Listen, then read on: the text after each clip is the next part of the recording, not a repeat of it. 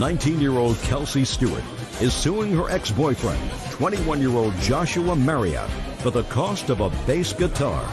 Kelsey says Joshua sold it without her permission.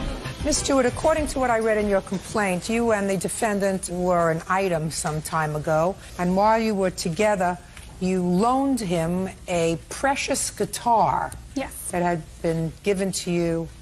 You'll explain to me why it's so sentimental. You gave it to Mr. Marriott to use, according to him, in his band.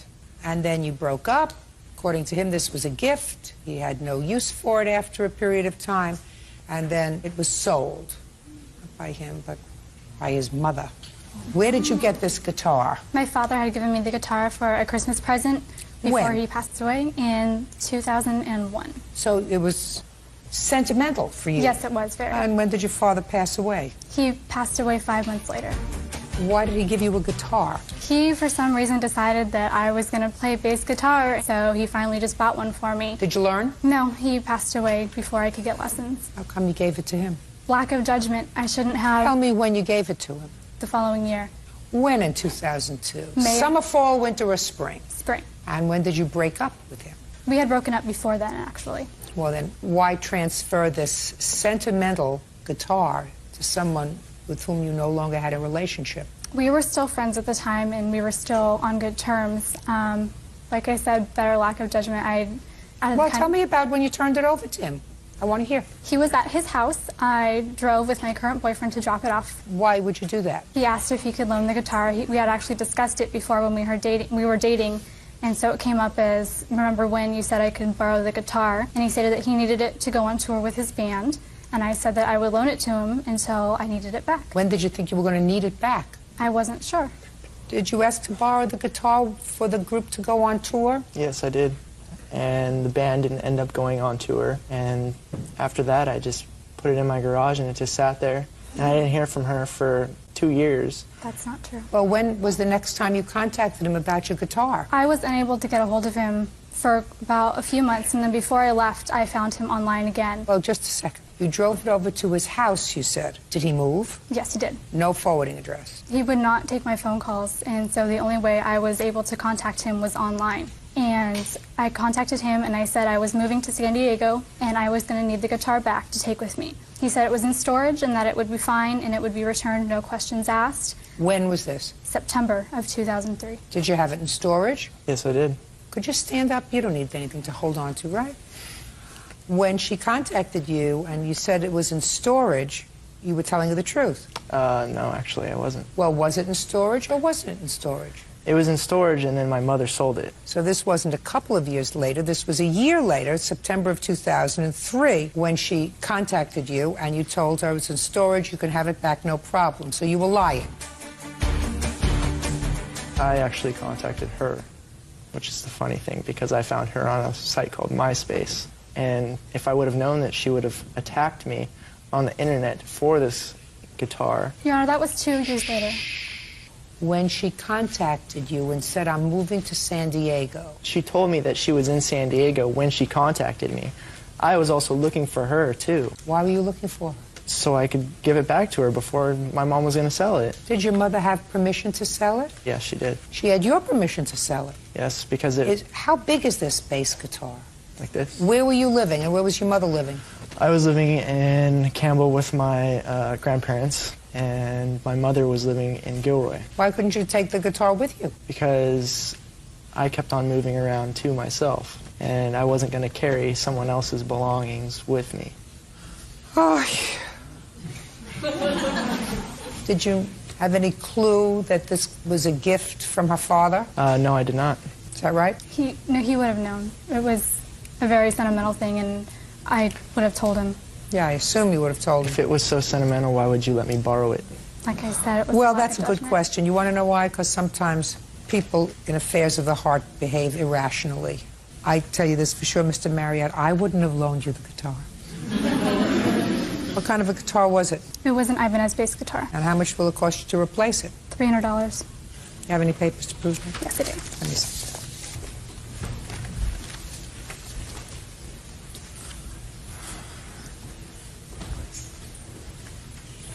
Is this a picture of the guitar? Yeah, but it was red. It was not red. Yes, it was. Wasn't quite interested in the color, but that's what it looks like. Yes. Judging for the plaintiff in the amount of $300. Goodbye, good luck, have a happy life. This one doesn't have any sentimental value, but at least you have it. Bye. Parties are excused. You may step out. Rhonda Vito is suing the mother of her son's friend, Anna Betancourt, for the cost to fix a dirt bike. Rhonda claims Anna's son, 17-year-old Sean, rode her son's bike without permission and wrecked it.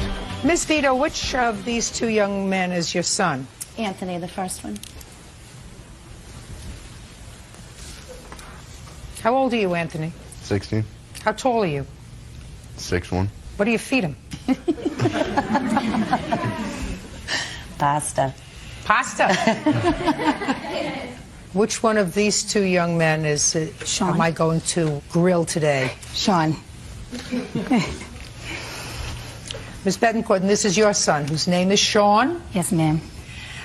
Ms. Vito, it is your complaint that Ms. Betancourt's son drove your son's dirt bike without permission, got into an accident, and damaged the bike. You believe Mrs. Betancourt should be responsible for fixing the bike. Ms. Betancourt said that her son did have permission to ride the bike, that he was injured, that you're just lucky she's not suing you for the injuries because he broke an ankle.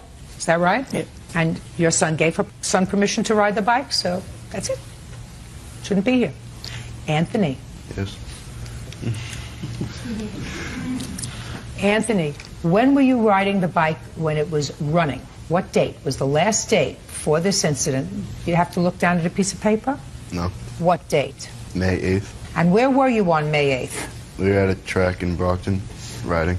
And is it a track where they just have dirt bikes? Yes. Who was there? Myself, Nick. You have to speak up. You hear I'm speaking? I'm projecting. You can hear me, right? Myself, Nick, and Dennis. Dennis, that would be you. Yes, Your Honor. But Sean wasn't there. No. This was after school, or there was no school on that day? It was after school. What time? About like 3:30 to 5:30. Okay. Now, you're going to tell me what happened. Myself, Nick, and Dennis were riding. My bike wasn't working right, so we drove it to my other friend's house. I tried fixing it, but it didn't work, and Sean asked to ride it. Okay, now Sean was at your other friend's house? Yes. They were just hanging out? Yes. So far, are we correct, Sean? Yes. So up to this point, our stories are in sync, right? Sean asked if he could ride the bike. Yes, and me and Nick said no, and I was putting the tools away, and he got on the bike and with no helmet and just left. Why did you say no? Because the bike wasn't working properly. Is that the reason you left the track? Yes. Did you have a bike with you that day? No, Your Honor. Did you have a bike with you that day? Yes, Your Honor. So you had your own bike? Yes. He's petrified. All right, so he got on the bike without a helmet and took off. Go ahead. About 5 minutes after I saw him, I tried waving him over, and he kept going. Well, what was he going around in a circle? Yeah, like he went around the block. I saw him, I waved him over. He didn't come over. And about 10 minutes later, he came back with a broken ankle. By the way, state of Massachusetts, are you required to ride with a helmet? Yes. You're also 16, Sean? 17. 17. So you're older than he is, Yeah. right? Yes. I start eating more pasta. I don't like pasta. Okay, let me hear your version. You're at your friend's house. He comes by with his bike. Go ahead. He came by with his bike. They were fixing it. Dennis rode the bike. Talk back. Came by and they were fixing it. Yes. Were you outside when they were fixing it? No, I shut up there. I got out after they were done fixing it, and I came out and Well, how did you know they were fixing it? because they told me that after After what? I crashed. After the crash, Yeah. not before. No. So you showed up after they had been fooling around with the bike. Yeah. Go ahead. And then Dennis was riding it, and then when he stopped riding it, I asked if I could ride it. He said no. I asked him again. He said no, and then I just hopped on the bike and rode it because I rode it again, so I didn't really think it was a big deal. Did you tell that to your mother? No. No, ma'am. He didn't tell that to you. No, ma'am. He had an epiphany here. Right? Yeah. Sean, you had an epiphany here, right? You know what that word means? Change of heart. He had an enlightenment. So this is the first time your mother's hearing that he said, no, you can't ride the bike.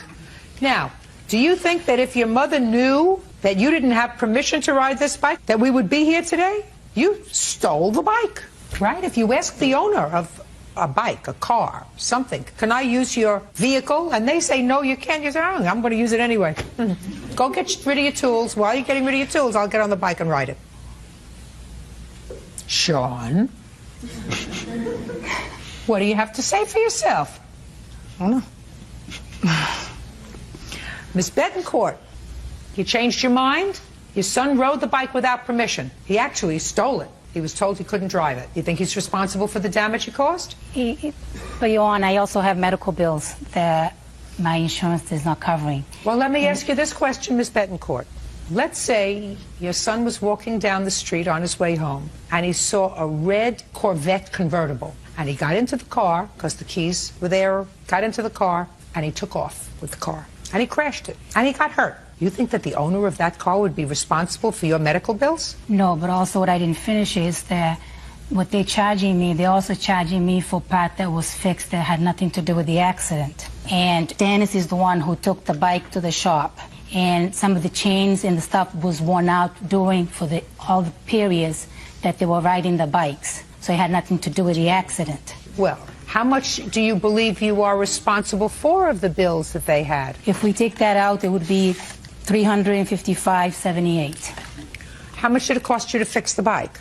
$631.10. But the bike wasn't working before he got on the bike properly. Yes. Is that right? Yes. So it was going to have to go in to be fixed, because the reason you didn't want him to ride the bike is because it wasn't working properly. Yes. So at least part of that $631 that it cost you to fix the bike was as a result of wear and tear on the bike, or something that had absolutely no relation to the accident. So what has to do with the accident? Anthony? I don't know. Well, if you don't know, she knows. Judgment for the plaintiff in the amount of $355.78. Good. Truth will out. Aren't you glad I didn't have to call on you? No. That's all. Thank you. James Mixon is suing his former live-in girlfriend, Keisha Glade, for the return of his furniture and baseball cards. Mr. Mixon, you and the defendant lived together for a period of time in her home. Yes. And according to you, she unceremoniously kicked you out and kept some furniture that belongs to you. Yes. You want it back. Ms. Glade says that you were nothing but a lazy bum during the time that you lived there. You paid no rent. The least you could do is leave the old furniture there. It's not worth very much anyway. She is counterclaiming. She says that you should have paid rent, but you didn't, and that you slashed her tires because you got mad at her. So let me make this simple. The fact that he should have paid rent, you are absolutely correct. But that doesn't mean he's going to pay rent, because you allowed him to be a bum. True. So, you were an enabler. How long did he live with you? For a year and a month. And how many months of those 13 months that he lived with you did he pay rent? None. None. Why are you laughing? Because that was funny. No, she's not funny. I'm funny. Yeah. Real cases, real people. Judge Judy. James Mixon claims ex-girlfriend Keisha Glade won't return his personal belongings. Keisha is countersuing for unpaid rent and slashed tires. How many months did you pay rent, Mr. Mixon? None, like she said. You were a bum. No. Well, if you don't pay rent, you're a bum. We never had an agreement on You that. don't have to have an agreement. I was supposed to take care of the other bills. What other bills did you take care of? PG&E, water, and cable. How much was that a month? About $600. And you would pay all those bills, and you have proof that you paid those bills? Yes, and I'd like to see. Here's some of the bills. This doesn't go with that. And proof that you paid them? I got the receipts.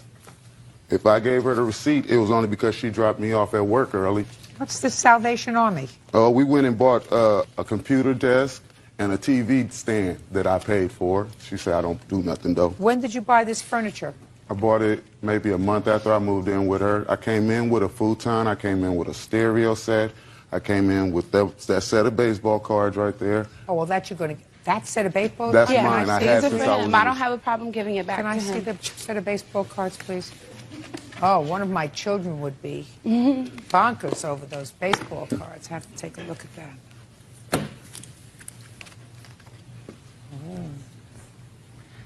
Are you a real collector, sir? Yes. Had those since I was in the mint 6th grade. condition, or what kind of condition They're are in these? mint condition. Really? You know they're worth a lot of money. Mm-hmm. Are these Topps baseball cards? Topps and Fleers. Well, Fleers aren't worth as much. I know, right? that's why I try to stay more with Topps. See, I know a little bit about it. I see. Okay. Give him back his baseball cards, Butcher Bird. I'm surprised he left without them. I also had a pending restraining order which granted me possession rights of the bed, the couch, the TV, and the lamps that he's here. Show me.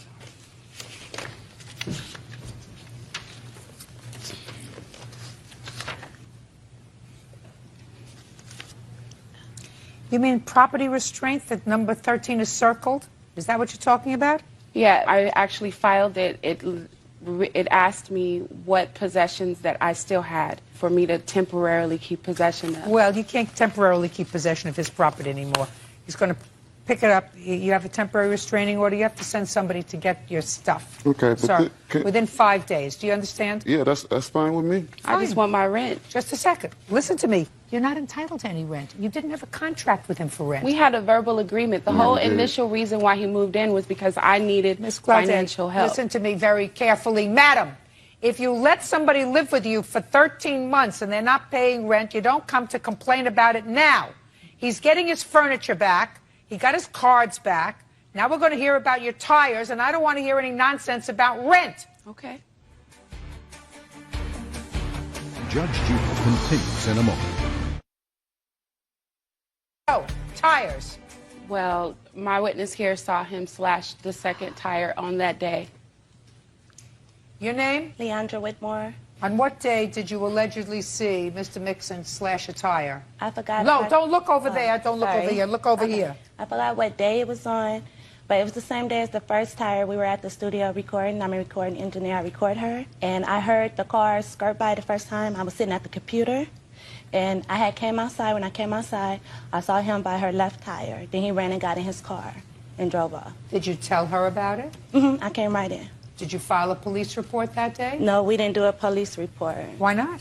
Because that was the first incident of numerous amounts of incidents. What difference does it make? Because I didn't want to get in it because he's family with my uncle, and I didn't want to say anything, but things keep happening. Did you ever file a police report? No, ma'am. I filed one later after his witness started harassing us. I mean, this lady? Yes. She has nothing to do with this case. She has nothing to do with me. She has nothing to do with anything that's going on here today. I agree. The only thing that I have to worry about today is, am I satisfied that he slashed a tire? I'm not so down. Thank you. I'm not convinced you saw anything. I am convinced that you're going to get your old furniture back. 5 days. You make the arrangements to get it, send somebody else to get it. And who is this person? That's the neighbor. She's the one who pulled my clothes in when Keisha threw my stuff out in the rain. Okay. Absolutely not. She's the nosy Listen hag. to me. Listen to me. Whose neighbor is she? She's my Hers. neighbor. Okay, well, good luck. Bye. 23-year-old Patricia Serrano is suing her former friend, Elda Lugo, for a $3,500 loan plus interest. Elda claims Patricia gave her the money from a large settlement. Ms. Serrano, according to your complaint, the defendant is a friend of yours from high school. She ran into some financial difficulty some time ago and approached you about lending her some money. Yes, Rich. You were a good friend.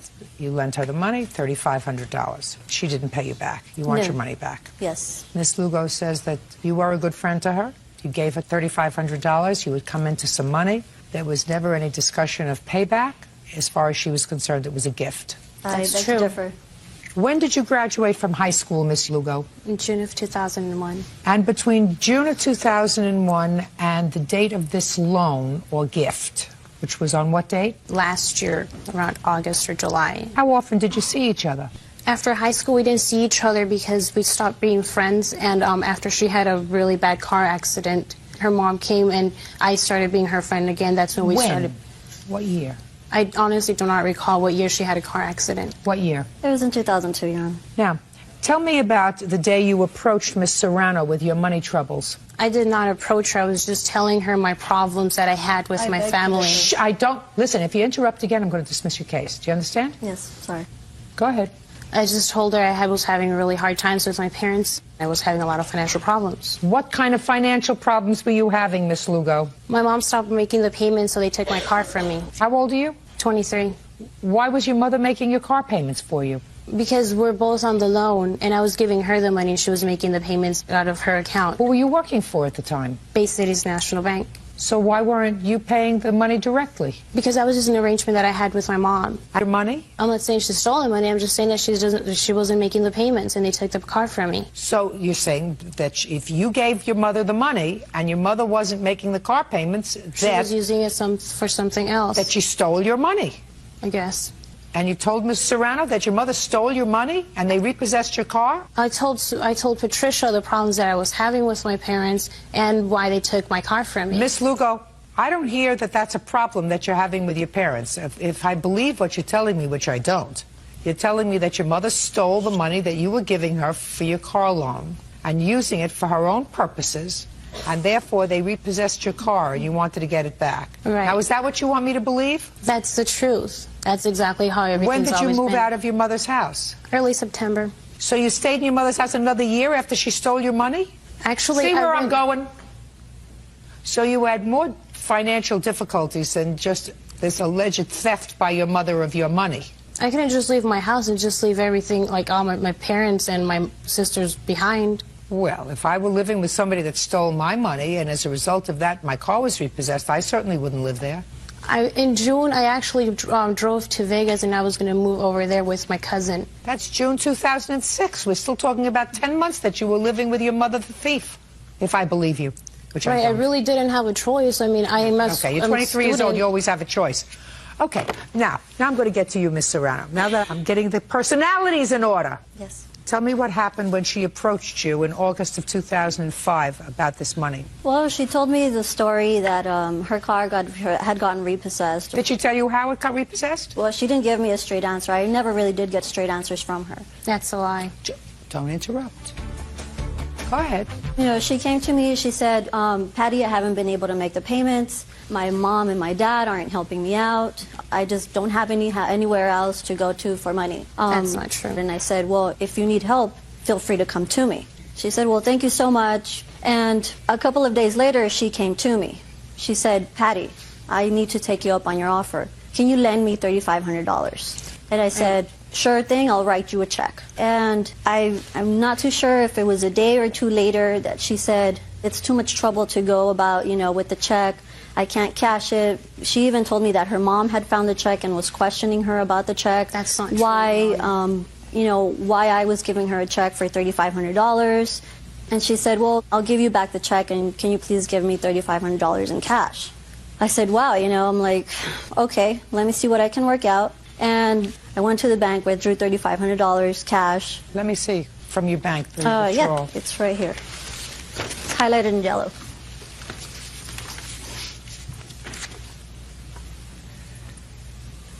Where did you get all this money from? I was involved in a very serious car accident in 2002, and I got a small settlement out of it. A large settlement. Oh, that's interesting, Miss Lugo. Did you say a large settlement? How large?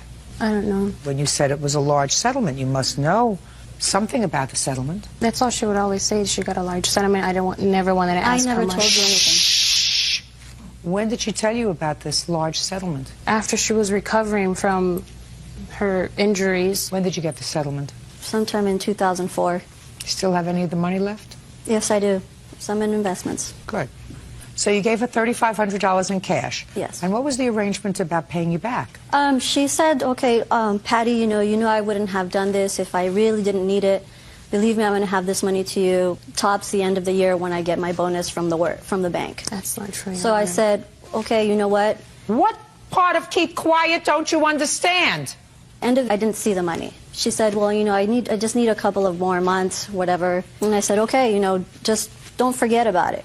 I'm being your friend here. When for the first time, Miss Lugo, did the plaintiff ask for this money back? Early September. That's a lie. So what part don't you understand? Sorry, Your Honor. Tell me about the conversation when she asked you for the money back. She started calling me at work, and she started emailing me at work. What would she say when she called? She was just calling me, telling me that she needed to meet me somewhere. When did she, for the first time, ask you for the money back? Answer my question. I believe her first email was September 7th. That's not true. Shh.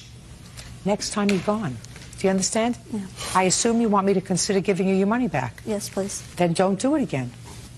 September 6th. And what did she say in the email? Do you have a copy of that email? No, I don't. Do you have a copy of the email? Yes. I want to see the email from September 6th. She emailed me a promissory note that she wanted me to sign, that she saying that I owed her the money, and because.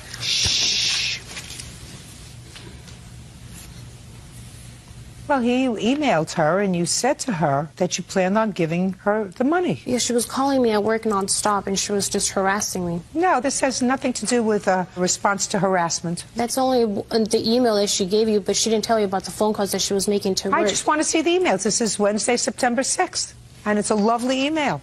Absolutely lovely. You're happy for her. You're happy that she's happy. Hey, I'm not sure what's gone wrong between us again, but I really appreciate everything you have done for me and the times you've been there for me. I guess we are once again going our own separate roads. If it's the money thing, it's stopping you, don't worry. I will give it to you. Do me a favor. Please do not email me at the bank. I get in trouble for receiving personal emails. My manager talked to me, and she was telling me that I was receiving too many personal emails. She emailed me. Listen to me. She wants her money back. Yeah, after she was trying to get with my boyfriend, she was trying to hook up with my boyfriend, and I confronted her about it. Until then is when she came back and wanted me to sign a promissory note and said that the gift that she gave me for $3,500 was then the loan. I don't see why somebody who doesn't look like they're rolling in dough would give you $3,500 and not expect to be repaid at some point. Not necessarily in a week, not necessarily in a month or 6 months or even a year. But someday, within a reasonable period of time, when you got your act together, if you ever get your act together, she expected her money back. And to stand there at this point and say, well, she tried to get over on my boyfriend, and that wasn't right, and therefore I'm not paying her a dime, that's the wrong thing to do. It's not the moral thing to do. You want to end a relationship with her? Terrific. Do it. You're not friends anymore? You don't want to be friends anymore? Fine. But she was there for you when you needed her. And you're supposed to do the moral right thing and pay her her money.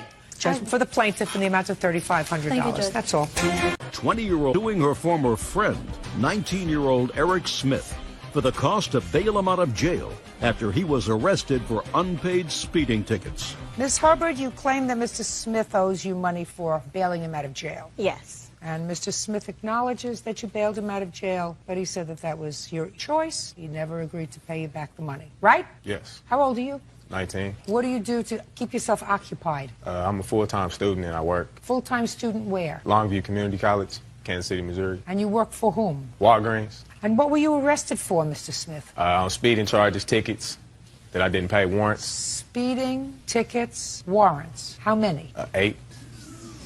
How do you manage to get all these tickets if you're a full-time student and working at Walgreens? What it was when I was in high school, I racked up a lot of tickets, like speeding tickets, and I didn't have a job in high school because I played football, and I didn't work, and I never paid them off. And how do you know Miss Hubbard? I met her at the club. Now, were you dating each other, or you just knew her? It was like kind of like that in-between thing where not really friends, but not really together either.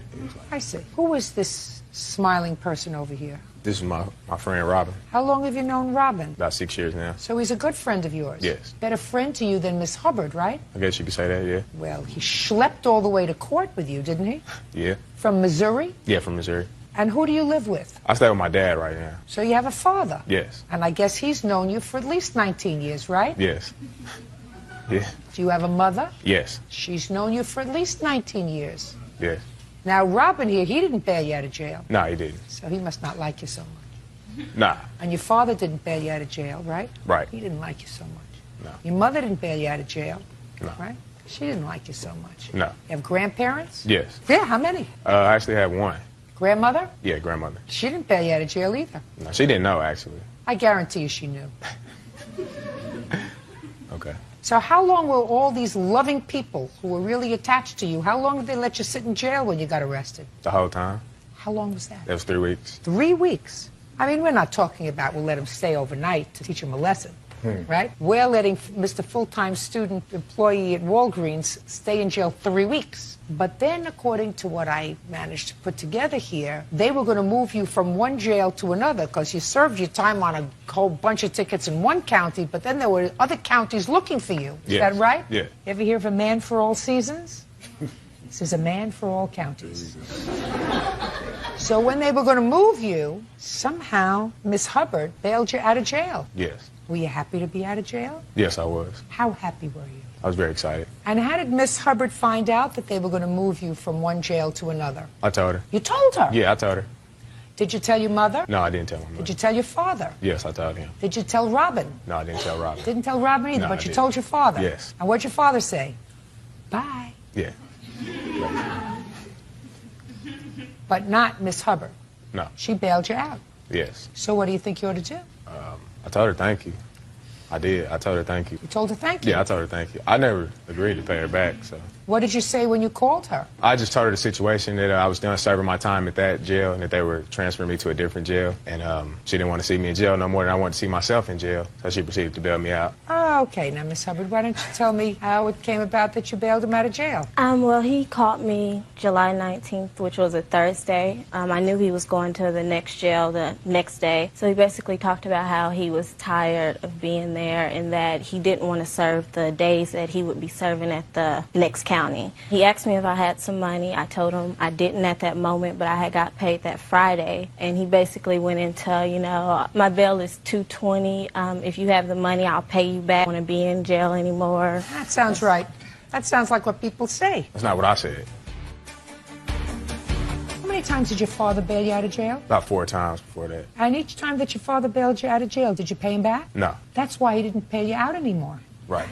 How are you going to pay back? How much was his bail? It was $250. Well, what happened when you asked him for your money back? I never got a chance to really ask him for the money back because he basically ignored my phone calls. And the last time I saw him, though, he had told me to come back and that he was going to give me some of the money. And after that, when I had called him back, I basically got ignored. You mean after you bailed him out, he cut you off? Basically, yeah. That's not nice, Mr. Smith. Yeah, can I say something in my defense Yeah. for that? I didn't like the way that she was treating me, like the lifestyle that she wanted to live when I got out of jail. She wanted me to like stop hanging out with my friends that I know like way longer than her. She was real controlling and she was like real possessive and I just didn't want to talk to her anymore. So I just cut her off.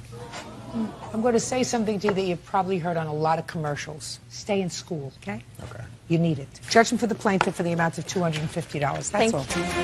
Daniel Hanoyan says former friend Kaylin Cole owes for a loan to get her car out of impound. Who is this? This is my mother, Your Honor. How old are you? 22. And you, sir? 35.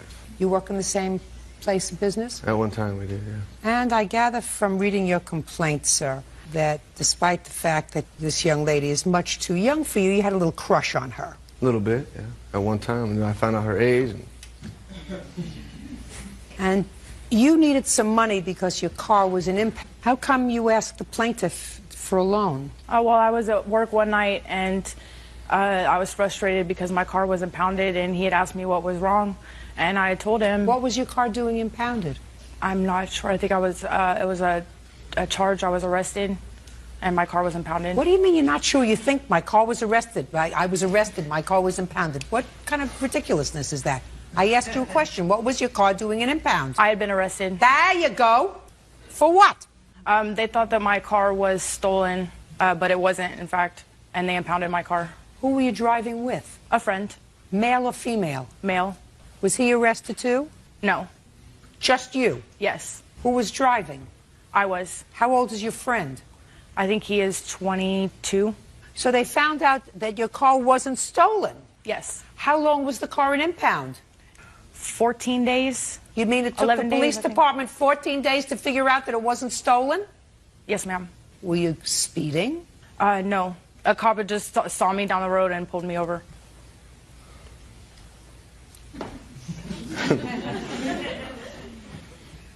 How many children do you have?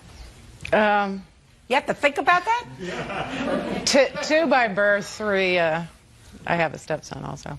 She's my oldest. Is the younger one smarter? Yes. All right, so Mr. Hanoyan gave you money to get your car out of impound, is that right? Yes, ma'am. According to your complaint, Mr. Hanoyan, now that I've sort of kneaded this case a little bit, I don't like slippery, you agreed to loan her the money. Yes, I did. And in exchange, she would allow you to have possession of the car. You didn't have the car at the time for 2 months, and within that 2-month period of time, she would return to you the $535, and you would give her back her car. That was your agreement. That was the Is that agreement. right? Yes, ma'am. When did you give her the money? On May 27th. And when did she let you take the car? On the same day, well, she drove it at first, but she eventually gave me the car. And how long did you keep the car? About 2.5 weeks. What happened? Well, one night she asked to borrow it. What did she say? She said, I need to go with my friends. She was always with this one crony girlfriend that she'd go and they'd go do an errand. She didn't say where or whatever, but then she came back. She was way late, and I was worried about she was going to take the car. I was trusting her the whole time. I was trusting her. She did bring back the original time. The second time she borrowed the car, she said she was going to pick up her mom from the Greyhound bus depot. Never saw her again after that. Never called, never called. I tried to reach her, and she just denied my calls and cussed me out and stuff like that. Now, Miss Cole, you say you took the car back because? I took the car back because Mr. Hanoyan had come over. He would come over like once or twice a week to show me the car, and he, in fact, in the contract said that he would fix the car, any damages, or keep up the oil, keep gas in it, tune up, which I did. All kinds. And every time he would come over, there, in fact, he hadn't gotten an oil change. I told him 3 times to get an oil change. Every time he came over. You only had the car for a week? No, he had the car for about a month. No, that's a lie. I took the car back about 2 weeks before the end of the contract. How much money had you paid him? I paid him about, I'd given him like $20 here, $40 there every time he would come over. Miss Probably Cole, about half. Miss Cole, listen to me. Yes. You paid him nothing. That's right. Because if you had paid him something, you would have said so in your answer. So you paid him nothing. No, I paid him like $20 here, $40 there every time he came over. That's what you just said to me. I just told you you were a liar. Because in your answer, big long story, nowhere did it say you gave him any money. You get it? Yes, ma'am. Now, if you didn't like the way he was taking care of your car, you had every right to take it back. You still owe him the $535. He did, in fact, breach his contract. He had told me that he had a driver's license. I actually have a copy. What does that have to do? Listen to me. Listen to me. You did say, listen to me, madam, mother, the younger one is smarter, right? Yes. If you choose to take the car back because he did not have a driver's license, he wasn't taking good care of it, that's fine. You still owe him the money. Yes, ma'am. Do you understand? Oh, I understand completely. Did you try to explain it to her? Yeah, I tried to explain it to her, but I was never clear on the entire situation. And now you're clear. Well, Dan he had was the car. calling me. He had the car. Yeah. The car was a mere perk for him. He was to keep the car, but she was to pay him. Keep the car for that 2 months. I was a thank you. But thank he was calling me for the money way from the very beginning. Well, because, listen to me, he shouldn't have called you. No. Shouldn't have called you, shouldn't have bothered you. But I want you to understand the agreement that your daughter had, because she's got this vacant look between her ears that frightens me. The car loan was a perk. Allowing him to use the car merely said, thank you for loaning me this money. I will pay you back. The fact that you took the car back because you didn't like the way he was taking care of them, that you don't have to pay him. Oh, I have to go now. Listen to me. If you hang around with babies, that's what's going to happen. You're right. She's a baby, not a very smart one. I don't know about you. Doesn't sound like you're very clever either. You get involved with somebody who's 22 years old. Yeah. 22 years old at work doesn't sound too smart. I made a mistake, that's for sure. Well, it was a big mistake. Meanwhile, you're entitled to your $535 judgment for the plaintiff. Thank you, Judy. Parties are excused. You may step out. Stacy Crawford says her boyfriend's friend, Scott Endicott, threw gasoline onto a campfire, causing her to be severely burned. Scott claims Stacy is partly to blame. Ms. Crawford, it's your claim that Mr. Endicott is responsible for you being severely burned. You want him to pay your medical bills that weren't covered by insurance, and in addition, a sum for the pain and suffering that you endured as a result of these burns. Mr. Endicott says that you were burned as a result of your own drunkenness. So tell me when this happened. August 17th, night of August 17th, was laying next to We were camping. Who was camping? Me, Mr. Endicott, my boyfriend Jeff, his 13-year-old daughter. I mean, there was a group of us and other children. When had you gone camping? I had gone August 17th, Friday. When had you gone camping, Mr. Endicott? I got there the same day. And this was a pre-planned weekend, overnight, is that right? Yeah. Did you know each other before? I had been introduced to him for my boyfriend one other time. You two were friends? Yes. Okay. So tell me what happened. The day was great. We were four-wheeling in the sand. The night started rolling on. Everybody was settling down by the campfire. There was some drinking, and I was only there for the night, so I didn't have a camping chair, so I laid down near the fire to feel the warmth and everything, and then all of a sudden, I went up in flames. Did you witness what happened? Yes. Stand up, sir. Tell me your name. Jeffrey Ablin. Tell me what you observed on the 17th. Miss Crawford had fallen asleep around the fire. Yes, we were. Were you on a blanket? No, I wasn't sleeping. I was just laying there.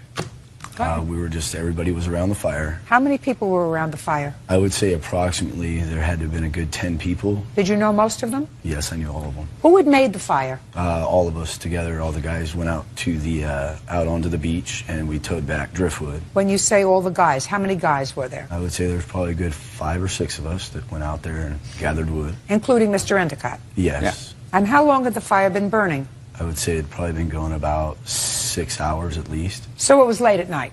Yes, it was approximately about midnight, I would say, roughly. Yeah, but the driftwood that we put on there that the neglect can tell you is that it was You're wet. going to have your turn. Go ahead, sir. So we were all just hanging out by the fire talking, and I didn't actually see Scott throw the gas on the fire, but what I seen was a huge flame and her burst into flames. After you burst into flames, what happened? I started rolling. Jeff and a couple of the other guys all kind of jumped on me, pounced out the fire, threw sand on me. They all picked me up at that point, took me to the hospital there in town, the ER. At that point, I was in shock. My skin was sloughing off my legs. I have pictures of that. I don't recall a whole lot after the next 24 hours. When did you speak to Mr. Endicott? I actually didn't speak to Mr. Endicott until Wednesday. He came over to my parents' house. And what day of the week was this? That's Friday night. So Wednesday you spoke to Mr. Endicott, and did he call you? No. You called him? No. We were going through Jeff at that point. You spoke to him? Yes. So tell me about the conversation. Did you call him or did he call you? I seen him face to face. And tell me about the conversation. I had asked him if he was going to go to the hospital and see her because she was burned. That's And he told fine. me he didn't think it was his fault, so that he wasn't going to go there. He was going home. Did he offer an explanation to you? Yes, he was throwing fire. He was throwing fuel on the fire to get it going better. And Is that what he did said not to you? see her. Yes. Is that what you said to him? Yes. Now you can sit down. Now I'll see the pictures.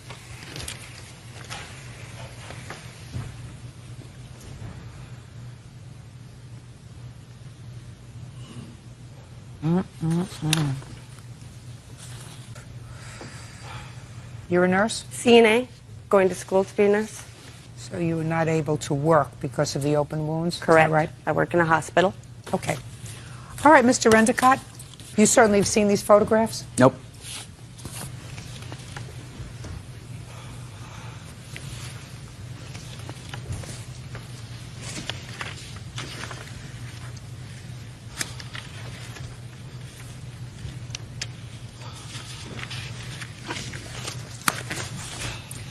Okay, sir. Let's start on the 17th. When I got there, there's a small campfire, and everybody was doing their drinking and stuff. And I was going back and forth from that campground to another campground. When were you going back and forth between the two campgrounds? Just through the course of the night. Because I got there around 7 o'clock, and from 7 to about 10, I was going back and forth. Because I had family in another campground. And around 10 o'clock, I came back out there, and that's when everybody decided I decided to stay out there. At 10 o'clock? Yeah, around 10 o'clock, I believe. And me and Jeff and some other people went out and got some more firewood, and we brought it back, and the firewood was damp, and so we had it all stacked up on there. And through the course of the evening, the fire hadn't really started on the wood, and another friend asked if we could pour some gas on the fire. And when I went and got the can Another friend was going to pour it out of a cup, and I just told him I'd pour it out of a can. And So by the somebody time, was going to pour it out of a cup. yeah, What would be the reason for pouring it out of a cup instead of using a can? I don't know. It just, Well, try to think. that's just the way he wanted to do it. Would it... No difference.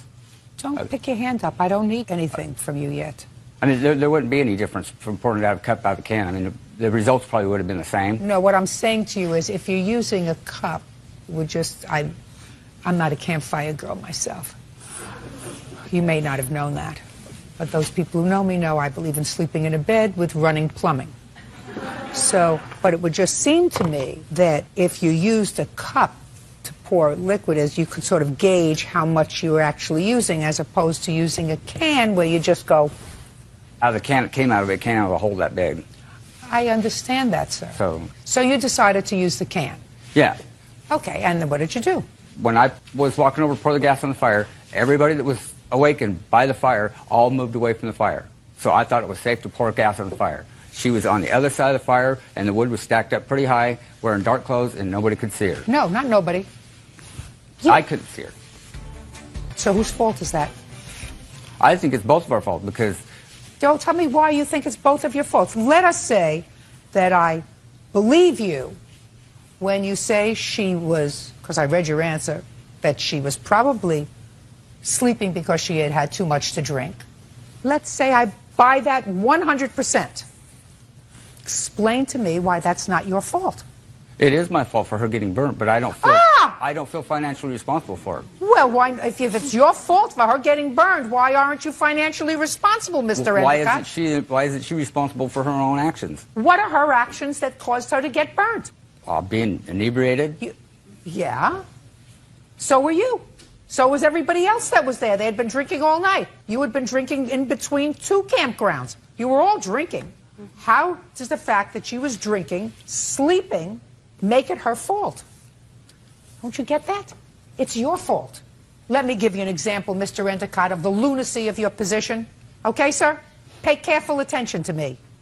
Let's say you're drunk and you get behind the wheel of a car, just like you pick up a can of gas while you're drunk, and you're driving along and you hit somebody who is sitting in their car in a no parking zone. They're sitting in their car, not moving. You're drunk in your car. You plow right into them. You think it's an argument in your defense that they're sitting in a no parking zone? Not in that situation, but what if Of course not. What if she Of course not, because the fact, sir, that they are sitting in a no parking zone has absolutely nothing to do with the fact that you recklessly got behind the wheel of a car while drunk and drove that car into the parked car. Similarly, Mr. Endicott, the fact that you did not secure the area by walking around the perimeter of the fire to make sure nobody was there before you poured gasoline on it is your fault. Not her fault that the wood was piled too high so that you couldn't see over it, or it was dark, or that she chose to wear dark clothing when she was sleeping at the fire so you couldn't see her. If you had walked around the fire, you would have seen her, right? Yeah. You didn't. Whose fault is that? I guess it's mine. Now we're getting closer to it. If it's your fault that she got burned because you were negligent and careless, you're responsible. Do you understand that? Just say yes, ma'am. Perfect. Judgment for the plaintiff in the amount of $5,000. That's all. Step out. Mitchell Carson is suing the mother of his child, Michelle Harris, and her husband, Todd Harris, for the return of attorney fees for a failed adoption. Mr. Carson, you and Mrs. Harris have a child together. How Correct, old is ma'am. that child? He's 8 years old, ma'am. Did you ever live with him? No. This is your claim. The mother of your child, Miss Harris, is married to Mr. Harris. They've been married for how long? 3 years, Your Honor. Do you have any children other than this child? Yes, 2. Your former girlfriend, you weren't married, is that right? And you spoke about the possibility of her husband adopting your son. And you thought about it for a while. Ultimately, you agreed that that might be a good idea. And you went ahead and hired a lawyer. She hired the lawyer. She said she has to petition the lawyer. You paid for the lawyer? I did, because they said that they couldn't afford it. She subsequently changed her mind. Correct. About the adoption, and you want that money back. Correct. Why did you change your mind about the adoption? We never did change our mind, Your Honor. We simply moved out of the area. I had been searching for work for a good 4 years and couldn't find anything but maybe temp work or part-time. We couldn't afford to take care of our children, so we started looking elsewhere for work, and Oregon had a great rate of employment, higher wages, lower cost of living, so we decided to move there and then pursue the adoption when we got settled. Mr. Carson, when was the last time you saw your son? I believe it was about 3 years ago. Why? We just had such a lack of communication together, and she lived about 100 miles away, and it just made it real difficult for us to communicate together. And that was probably a lot of my fault because I should have remained involved. Okay. But that's why we were, the end result was the adoption. Mr. Carson, when was the last time you supported your son? I pay child support every month. How much do you pay? I pay $400 a month. Is he up to date in his child support? I think he's a little bit behind, but not much. I believe him when he says he pays child support. So you're not able to use this lawyer? Correct. What it ended up happening was I paid for the attorney, and then they sent me some documents, which I signed. It was just simple, one form that I had to sign to my release of interest or whatever you'd like to call it. Termination of parental rights. Correct. And then it was on her. And about 6 months later or so, I contacted her attorney, and her attorney had said at that point she hadn't spoken with her, had no contact with her at all, and actually at that moment said, you know, I don't even think she's going to do this. Which is fine. I don't. If she doesn't want to do the adoption, I mean, I'm completely capable and okay with paying child support, you know, till he's 18 years old. But when she came to me with the idea of doing the adoption and I agreed to it, I thought in good faith, when she said they couldn't afford it, that I paid for it, that they would go through with it. And then I called her and asked her why she wasn't doing it. It was at that point that she said it was because, you know, financially they couldn't do it. So they needed your child support to help support the household? Sure. Correct. And also at that point, I had contacted Michelle to find out what was going on, and then she told me she was moving. According to our document, she has to give me 30 days written notice of moving. I had no idea she was going to move until I contacted her to ask her what was happening. Well, that may be written into your contract. However, since you haven't seen your son in 3 years, it really doesn't make much difference. Mr. Harris, are you working now? No, not at the present time. Are you working now? Yes, I am, Your Honor. For whom? I work for a company that deals with clinical technology services for How much do you earn? $15.25 an hour, and I support all 5 of us. No, you don't support all 5 of you. He helps support all. When was the last time your husband worked full-time? I would where? say it was for a landscaping company in Olympia, and it was a year and a half, 2 years ago. We're not sure of the exact date. Well, she says it's a year and a half, 2 years ago. Yeah, it's a year and a half, 2 years ago. Well, that's ridiculous. It's ridiculous. Why is that ridiculous? It's ridiculous not to work when you have 2 children. When did you move? We moved in March of '06.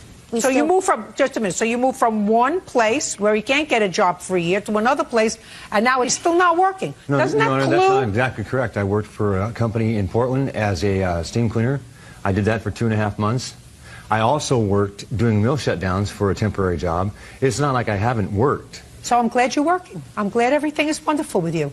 The strong probability exists that they're not going to let you off the hook so fast. Ma'am, can I add something, please? Yeah. The reason why they told me why he's having a hard time finding work and why they couldn't do the adoption is because when they moved to Portland, Michelle told me that he had a warrant out for his arrest. She told me that's what kept us from going into court. Her attorney told me that when they moved to Just Portland... a second. Well, that's very easy to Am I in figure jail? out. Shh. Turn around.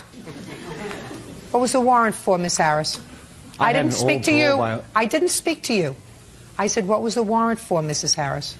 His warrant was for parole violation from 1996. When did you know about his parole violation? We didn't know about it until we moved to Oregon. However, we discussed past legal issues with the attorney, and she said that that shouldn't make a difference. Also, just to clarify, we had no agreement with him to pay him back. Well, but no, just a second. But you had an agreement to pursue the adoption. Correct. That's your agreement. I didn't. And You wanted my son. No, just Mr. Carson. Shh, Mr. Carson. Sorry, ma'am. I'm just saying, Your Honor, at no time had I talked to Mitch about the adoption. Then you can sit down, because you're not working anyway. She's working. She'll pay. Sit down. Sit down. You had an agreement with him that in exchange for giving up his parental rights, your husband would assume the parental responsibility, which includes support. And what happened was it became very secondary in your mind with all the other trouble that you have. You have now 3 children in your house. You're working at $15 an hour. Not great. But you can't do that. If he's giving you the money to pay for the lawyer, which he did, because you agreed to pursue this matter and then change your mind, in my mind, you've breached an agreement with him. We never made an agreement to... Just a second. That's why you're here. We never said we wouldn't do the adoption, Your Honor. Circumstances Then when you... Listen to me. When you move back to the jurisdiction where he can use the lawyer that he paid for, you could sue him for the money. Right now, you're going to pay for the lawyer. How much was it? The total amount that we ended up paying the attorney was $1,062, ma'am. We weren't living off of his child support. We honestly wanted to do the adoption. Well, and listen when we to me, moved, Miss Harris. You've been married once? Twice. This is my second marriage. You weren't married to him so that you had, I would consider, 3 relationships. 2 marriages, 1 relationship. Is that fair? You have 3 children? Yes. How old are you? I am 34. The likelihood of this man celebrating your 25th wedding anniversary is 0.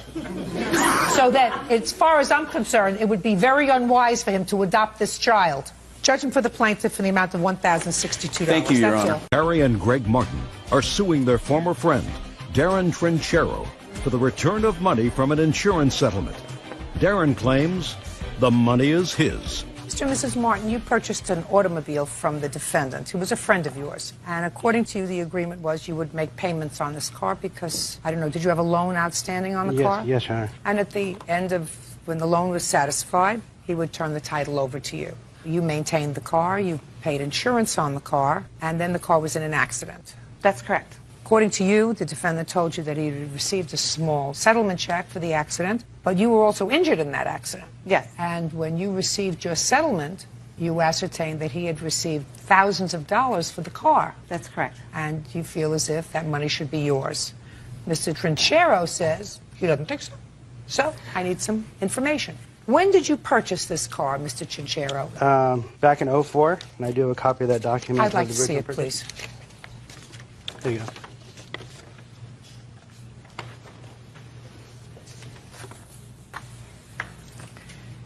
You purchased this car September 14th, 2004. Yes, ma'am. And you paid $6,500. Yes, ma'am. When did you purchase the car from Mr. Trinchero? In March 2005. When in March? March 3rd. So, Mr. Trinchero, you had the car for 5 months. Yes, ma'am. How much were the payments? $249.09. And I have to add in your down payment, which was $1,500. So your entire investment in this car, Mr. Trinchero, was $2,745. Yes, that sounds correct. Now, you took over these payments in March of 2005. That's correct. And when was the car totaled? November 13th, 2006. And you were paying $249.09. That's correct. Okay, so let's figure that out. You see where I'm going, Mr. Trinchero? Yes, ma'am.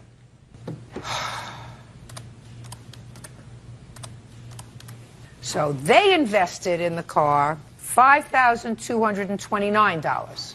Right. Now, how much of a check did you get for the car, sir, when the car was totaled? The value of the car check was $4,900, which I have a copy of here. Let me see it. There you go.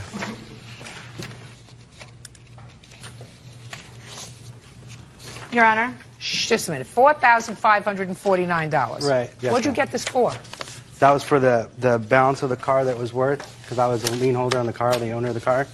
Why should you get all this money? Because during the agreement, back on 03 of 04, there were many stipulations to the contract, such as carrying insurance on the vehicle, also notifying me of any address changes that they had or anything. Oh, stop it. You're being a big baby and you're nitpicking, Mr. Trinchero. Mr. Trinchero, let me ask you this question, sir. Yes, ma'am. If they finished paying off the car in 3 months and it hadn't been in an accident, would they have gotten the title? Not if they would not have carried full coverage insurance. Like What difference would it have made? Because I accepted liability for the car. Just a second. Mr. Trinchero, did you pay for the insurance? Yes, I did. I carried it till 2006, which was not part of our Just a agreement. second. You paid for the insurance Right. until when?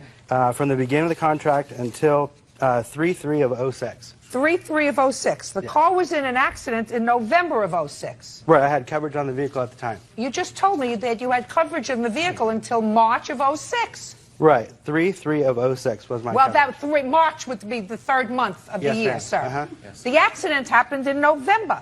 Right. Your Honor, we had the first 6 months that we had the car, that we were paying him an additional $50 a month to keep us on his policy. Can I see that, please? Well, this here is just the copies of the. I just want to see any checks that are above. I'm speaking. The 24909. Okay. Your Honor, may I interject something there, please? Listen, Mr. Trinchero, you're a hustler, and you did the wrong thing. And what you're supposed to do, since you got your finger caught in this miserable pot, you're supposed to say, you know what, let's see if we can find some median. I shouldn't get a windfall over and above what I paid for a 10-year-old car. Well, right? Hey, pay attention. Right. I shouldn't get a windfall because a car doesn't appreciate in value. A car loses value. Right. So you put in $2,700. You got twice as much as you put in, and you're not entitled to it. You're here in a court of equity, sir. Right. And if you only put in $2,700, unless this car was a mint Ferrari, you're not entitled to make money on it. Do I make myself clear? Right. I'm not trying to make money. You are trying to make money on it because your whole investment was $2,745. I believe I assumed liability for this vehicle, and I lost something because of that. And Well, you my think wrong. Hey, Mr. Trinchero, you think wrong. Okay. You may have rationalized your bad behavior and your dishonesty with these people in your own mind because you laid there and you said, well, now they sent me a check because I'm on the title to the car. How do I justify not giving them at least some of this money? Well, let me see. They let Homer drive the car twice, and they weren't supposed to do that. They were supposed to keep the car in insurance and not take it out of the state. And I know they went on vacation once, and they took the car to Florida. Hey, I'm speaking. That's what you did. You laid in bed and tried to figure out how you could justify being dishonest. And that doesn't fly here. You don't justify being dishonest when you come into a court of equity, Mr. Trinchero. Right. It's dishonest, and it was the wrong thing to do. What you should have done is said, listen, we got this money.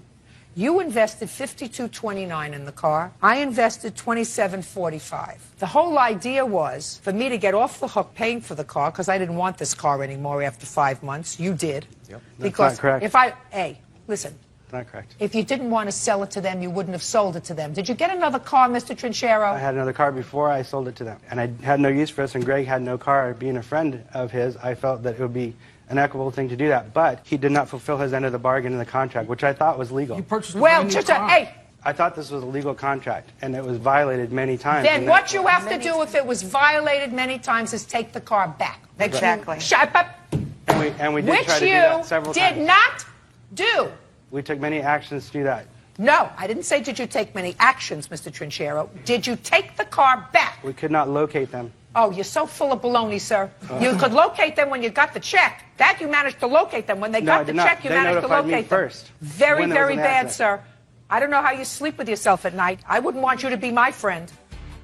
I don't see where he's entitled to any amount of the check from the insurance company that mailed him that check. He's not. Okay. If he had been what we call a mensch, that means a good person, a good, honorable person, you probably would have sat down and said, listen, you got a little extra money. I'm going to get a little extra money because I put in $5,200, but I drove the car. I mean, you don't expect to get 100% value on your car if something happens. You might have made some kind of an accommodation. But since he was a pig, he loses everything. Judgment for the plaintiff and the amount requested, $42.74. That's all. Janet Aldoff is suing the father of her son's schoolmate, Mark Witt, for the cost to fix her boy's saxophone. Janet claims Mark's son, 13-year-old Brian, smashed it. Aldoff, it is your claim that the defendant's son, this little boy right over here, is responsible for breaking your son's saxophone at school. Mr. Witt's son says that your son started the problem. He was first bullying him, and then he took property from him, a comic book, and threw it to the ground, which caused him to take a bag containing the saxophone and throwing it, right? Yes, ma'am. Why don't you all have a seat?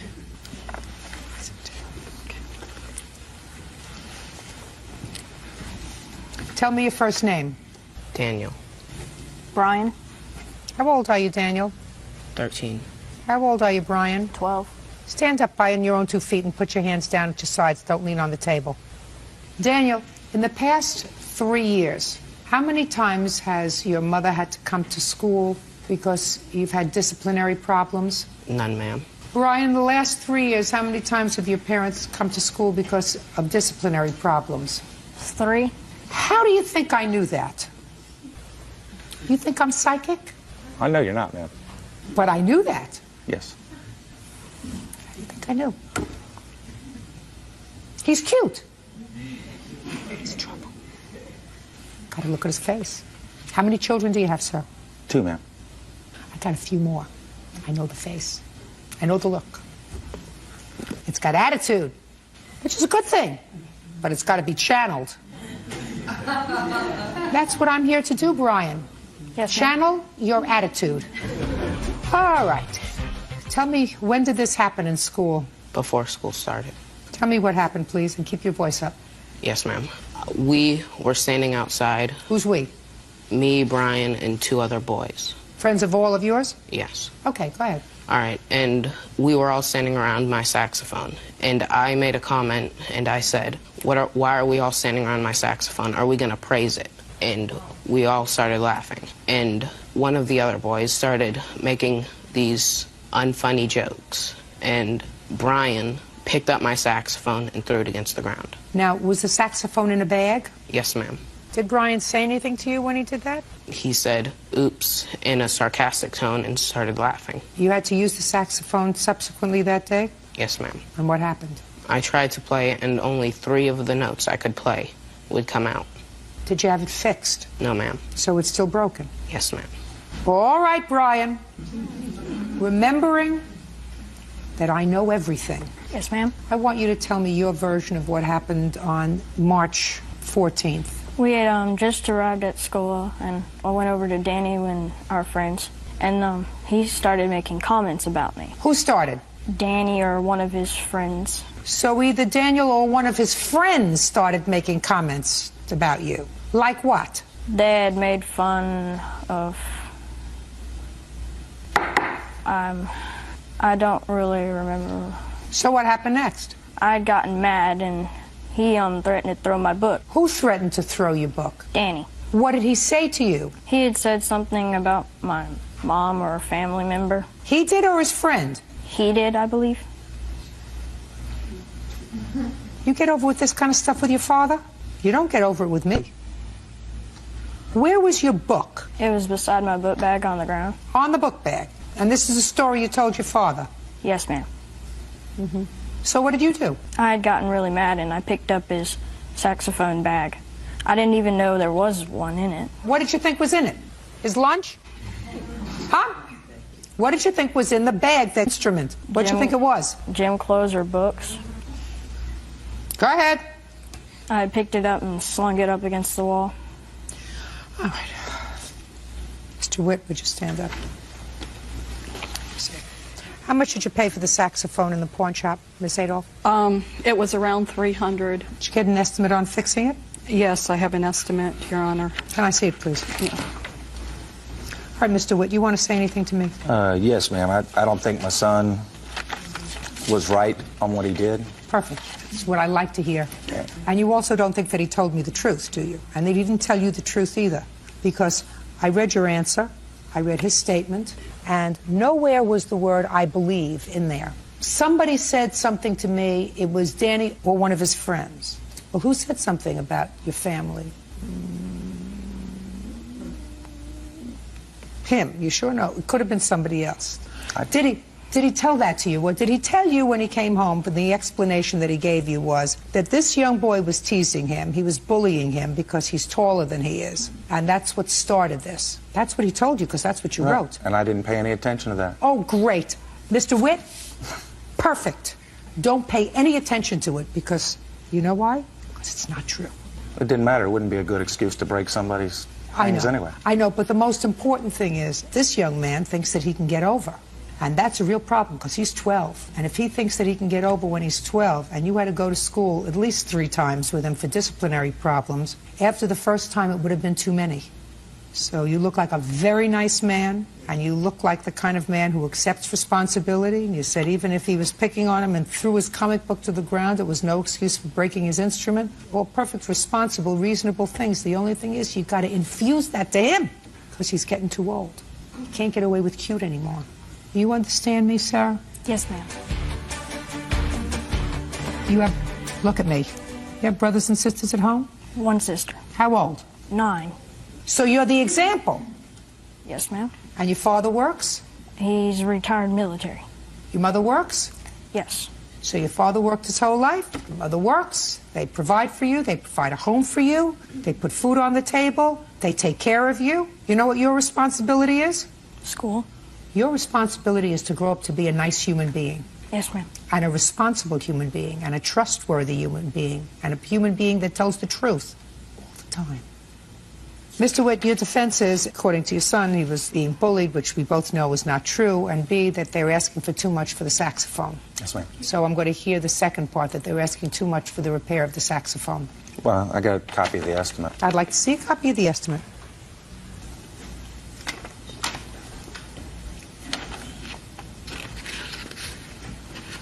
It's exactly what I have. Yes, ma'am.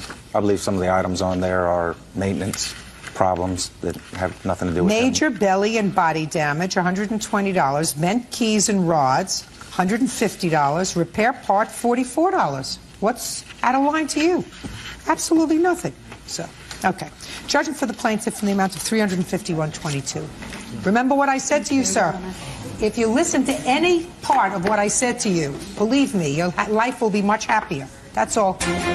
Beverly Roscoe claims her husband's ex-wife, Deborah Roscoe, harasses her constantly. Deborah is accusing Beverly of harassing her. Mrs. Roscoe, the defendant is your husband's former wife. This Right. is your husband, I assume? Yes. And these are your two stepsons? Yes. Your two sons? Right. And your two sons? Right. When were you divorced? 92. And for how long did the boys live with their father? They never have. Never. Until one of them was kidnapped. My question to you is, during what times did the boys live with their father? The youngest one has never lived with him. The oldest one went there for a Thanksgiving vacation and never came back. In, What year? 98. Who's the older? You went to live with your father in when, sir? 2006. So you lived there for 8 years? Yes. Did you see your brother No. while you lived there? No. It is your claim, Miss Roscoe, that your husband's former wife, the first Mrs. Roscoe, I assume the first. She's the second.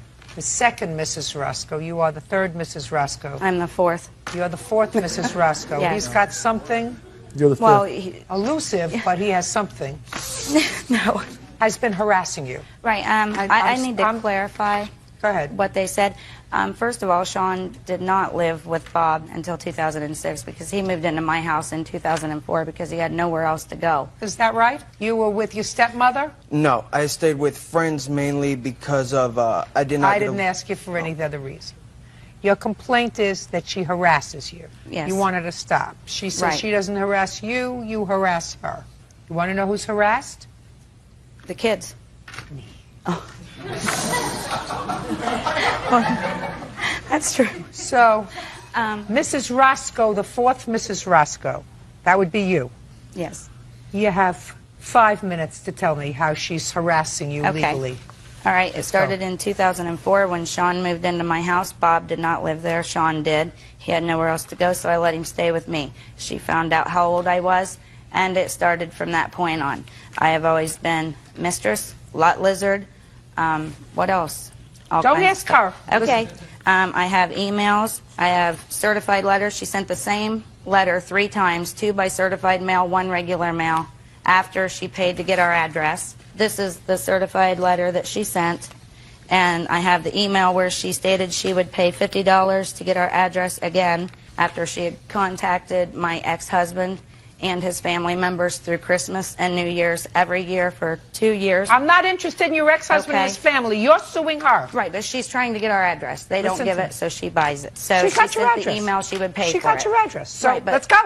for What what is the purpose? other harassment? Let's go. Well, go. You had 5 minutes okay. of moving. All right, I'm trying.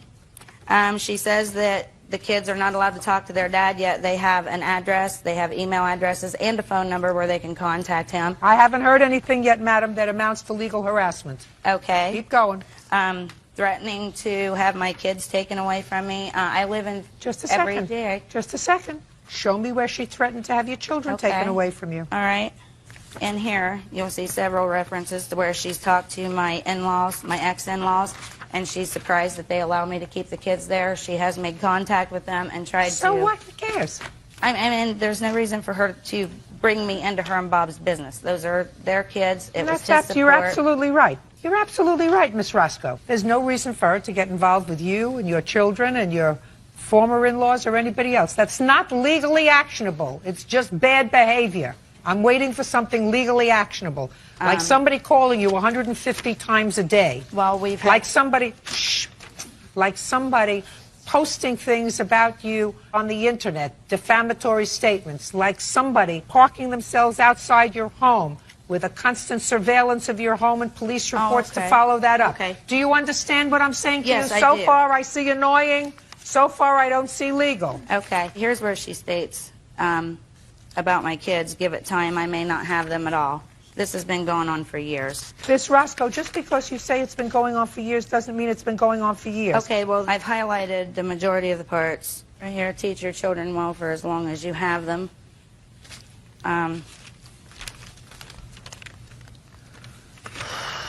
It's not so much... Just a second. Okay. Have you ever told the truth? You lie almost as well as your boyfriend. You can't beat That's him. He's her. the best. But you come to a close second. Who wrote that? That's her. And then teach your children well for as long as you have them. Well, that's a good idea.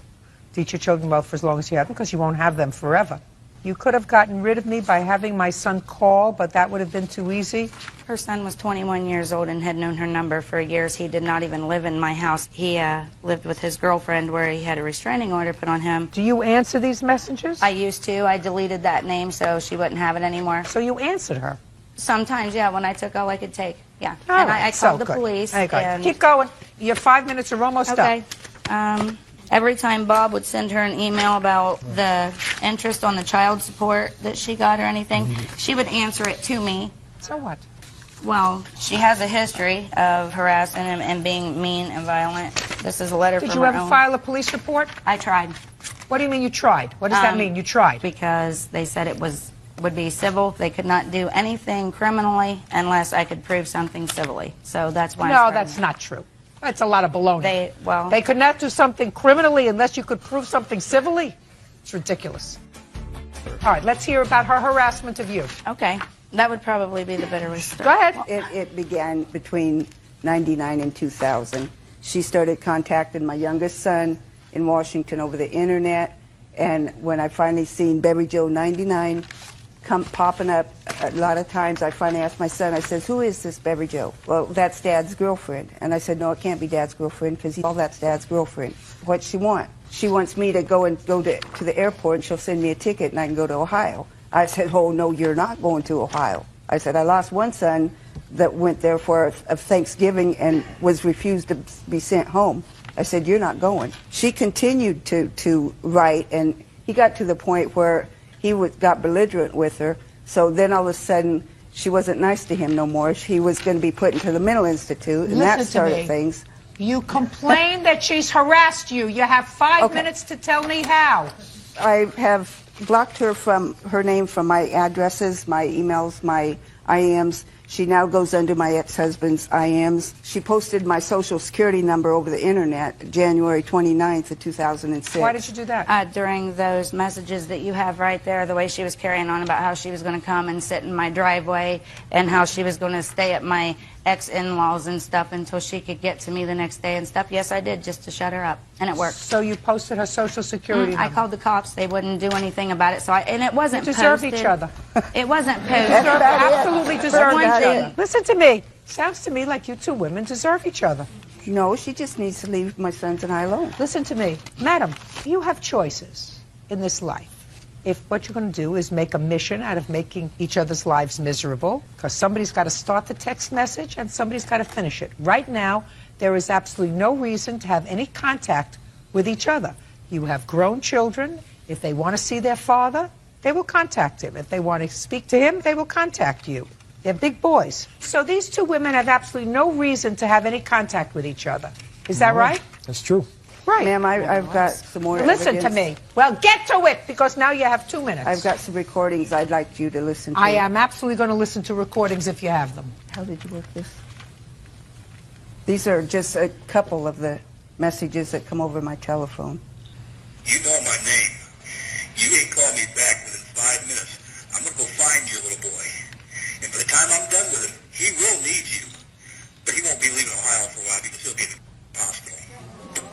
That was him. That was Yes, him. ma'am, that was me. Yes. Calm down. I would like to think that you're grown up enough to want to get some sort of help for your son, who you have no idea what has become in 7 years. As a matter of fact, it was he who pushed me, and I refused to have the cops take him. Nobody called the cops on him. He walked out in front of a cop car and almost got hit, and they were going to arrest him for the way he was yelling and carrying on, and I told them just to let him get his stuff and leave.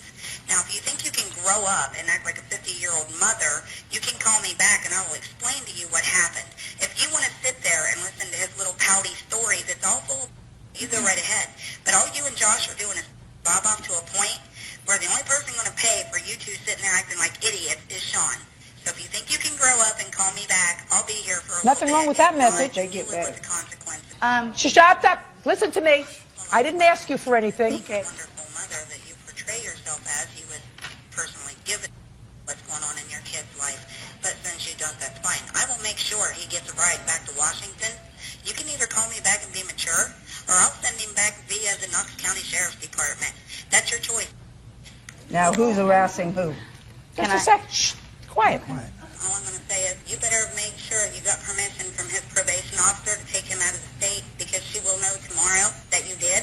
You can either grow up and talk to me like a woman and quit calling Bob's cell phone like some tramp in heat, or I will file charges on you like they told me I could. And as for Sean, you're really teaching him a lot of responsibility to have him up and walk off of a job that he had for less than a month. Yeah, you're teaching him a lot, Deb. Tired of him yet? I haven't heard anything that's legally actionable, madam. No, Nothing. it's just showing that who is calling who. Listen to me. You text her, you write to her. She has. Listen, go ahead and write she back. had evidently, Mrs. Roscoe, she had your son at some point living in her home, this one, and there was clearly some difficulty with him in the home. I don't plan on getting into what it was because, quite frankly, I don't care. It has absolutely nothing to do with this lawsuit. All I have to tell you is people behaving badly does not create a lawsuit. Just listen to me very carefully. Mr. Wonderful over here got married 4 times. You have a short attention span, Mr. Roscoe. In any event, what the 2 wives have done is they've made their lives miserable, at least currently, with calling and writing and texting and whatever. It's time to say enough. Because these 2, whether they're good kids, whether they're not good kids, whether they're difficult, whether they're problems, right now, how old are you? 22. And you? 20. All grown up. It takes 2 to make an argument. 2. Right now, you have no reason to have any communication with each other. Do you speak to your sons? I haven't since September. That's their prerogative, sir. If for some reason they don't want to talk to you, that's it. But it has nothing to do with her. It has nothing to do with their mother, because they're big boys. And if they wanted to talk to you, they would. So I don't see any reason for you to have any further contact with each other. Why don't you both consent to an order that prohibits any contact whatsoever, either by mail, by telephone, by text message, by any form of communication that we know of in modern electronics? I had reported her to her work to get her Your to case quit. is dismissed, madam. You have no case. I mean, I ask you a question, you go back into history. I asked you, are you prepared to enter into an order that says, I will have no contact with the second Mrs. Roscoe, either in person, by mail, by telephone, telegraph, pigeon, or whatever? I've tried to obtain Are you one. prepared to enter into such an order? You bet you, ma'am. Very good. I'll have somebody prepare it back there. Thank you very much. That's all. Tina Corville is suing her estranged daughter-in-law, Jennifer Corville, for an unpaid loan and car insurance payments. Jennifer says Tina's son is a deadbeat. This is the son? Yes, ma'am. And this is your soon-to-be ex-daughter-in-law. It is your claim that while she and your son were living in your home, you made a series of loans to her. Yes, Your Honor. Ms. Corville says that you made gifts to her because she was the only one working in her family. Your son wasn't working, so she needed some car payments made in order to get her back and forth to work, and some insurance payments made on the car. I have a few questions. Yes, Your Honor. How old are you? 25. What do you do for a living? I'm unemployed at the moment. How long have you been unemployed? For not that long, because I had a job January 1st whenever I had put her out. Listen to me. Listen to me. How long have you been unemployed? Since January 1st. Of 2007? Yes, ma'am. Prior to January 1st, 2007, your mother says that you weren't working a good part of the time. ma'am. That's what your mother says. Yes, Is she ma'am, lying? That's true. No, ma'am, that's true. How long did you have the January job? Not long, because I didn't even Just go don't off. tell me because. No, ma'am, I hadn't gone offshore. It was an offshore job, and I didn't have a ride to go offshore. That's why I didn't have that job. I hadn't So even you worked one didn't have day. a job? I had the job. I got hired. When was the took- last time that you got a paycheck, Mr. I Corville? didn't get a paycheck from them because I never worked one day Mr. because Corville, I I didn't have want a you to ride. listen to, put on your listening ear, sir. Okay. When was the last time, month and year, that you had a paycheck? Think hard. 2006, and I can't give you the exact month. Well, give me close to the Okay. exact month. About the 10th month, or maybe even the 9th. What would that be, the 9th month? The 9th month Yeah. is September. Took me a while. Good. September. Now, in August, who did you work for? Pizza Hut, Doing what? delivery driver. How long did that last? Not long, Why? because I was told I couldn't use the car to do it no more. I was putting wear and tear on our car. Your Honor, that was our car at the time. I was a manager at Pizza Hut. Listen, you know what kind of sympathy I have for you? Zero. You picked him. And not only did you pick him, but you picked him, and you have a child. Not with me. I know that. Okay. I was just clarifying it. You know, put your hand down. Sometimes it's better to be alone. Sometimes the loneliest you can be is when you're with somebody. Yep. Your son, who is without a job, moves in with you with his wife and her child. Yes, ma'am. How old was he when he left home? He's been in and out of home since he's 12 years old. In and out of your home? Yes, ma'am. Now, how did you feel about it when he told you he was getting married? Didn't know the girl long enough. But she has a job, right? Yeah, at the time she did have a job, yes, ma'am. Now, your son had no job at the time. At the time? At the time? At the time he did have a job. Doing what? He did sheet metal. What happened to that job? He had differences with the guy. Yeah, the guy fired me because I asked for a raise. And what did he say when you asked him for a raise? He told me he didn't feel that I deserved it, and if I felt like I really needed it, I could go look for a job elsewhere because I no longer had one with him. No, that's not what he said. Yes, He ma'am. said, I don't feel as if you deserve it. If you feel as if you deserve more, go elsewhere. Yes, ma'am. Well, he didn't say that you can't have a job with him. He said, go elsewhere. Yes, ma'am. And so you went, where'd you go? To Pizza Hut. Was that paying more than your sheet metal job? Yes, ma'am. Nah. With the tips, yes, No. ma'am. Okay. Now, tell me about this first loan. After they got married, they moved in with you because he's not working, right? Yes, yes, Your Honor. Were they paying rent in your house? Not at the beginning, no. Were they paying rent later? When the second go around, they were going to pay rent. They moved in twice last year. Fine. Well, the second time they moved in, did they pay rent? 1 month. How much? $150. And who paid the rent? My son. What was he doing? He was working for Trim. Newcom. Yeah. What happened to that job? We had went and we had a court date for me and her both to attend to, and we asked the What kind of court instructor- date? I don't really remember, to be honest with you. You had a court date you don't remember? Yes, What kind of ma'am. court date did you have? It was actually court for his paternity test. Yeah. It wasn't nothing to do with me. But For we a left. quiet. For a paternity test for what? His second child. He has children? Yes, ma'am. Wunderbar. He has two, one for two different women. Now, how much money in total did you give Miss Corville? $958. Tell me what it was for. In January. January of what? Of 2006. She bought a car with her income tax. Didn't have money for the insurance, so I loaned her $200. Just a second. Tell me about what she didn't have money for the insurance, and she said to you she would pay me back. Did you have that discussion with her or with your son? With her. Tell me about the discussion. She said that she would help us, give us the money because of the fact he was out of work. And she didn't want to see us without a car because if we didn't have a car, we were unable to work. Was he And that she working? said- Was he working at the time? No, ma'am. Did you subsequently get a job, sir? Yes, ma'am. Oh, you did? Good. Where did you get a job? That's whenever I went to the electrical company. And how did you get to the electrical company? She had brought me a few occasions. Who did? Miss Jennifer. Your wife? My wife, yes, ma'am. What's next? In May, she called me at work crying because she had a payday loan that she had taken before they were married, crying because she was going to get arrested. Could she please borrow some money? Is that right? It is. Good. How much was that? $305. 80. That you owe her. Go ahead.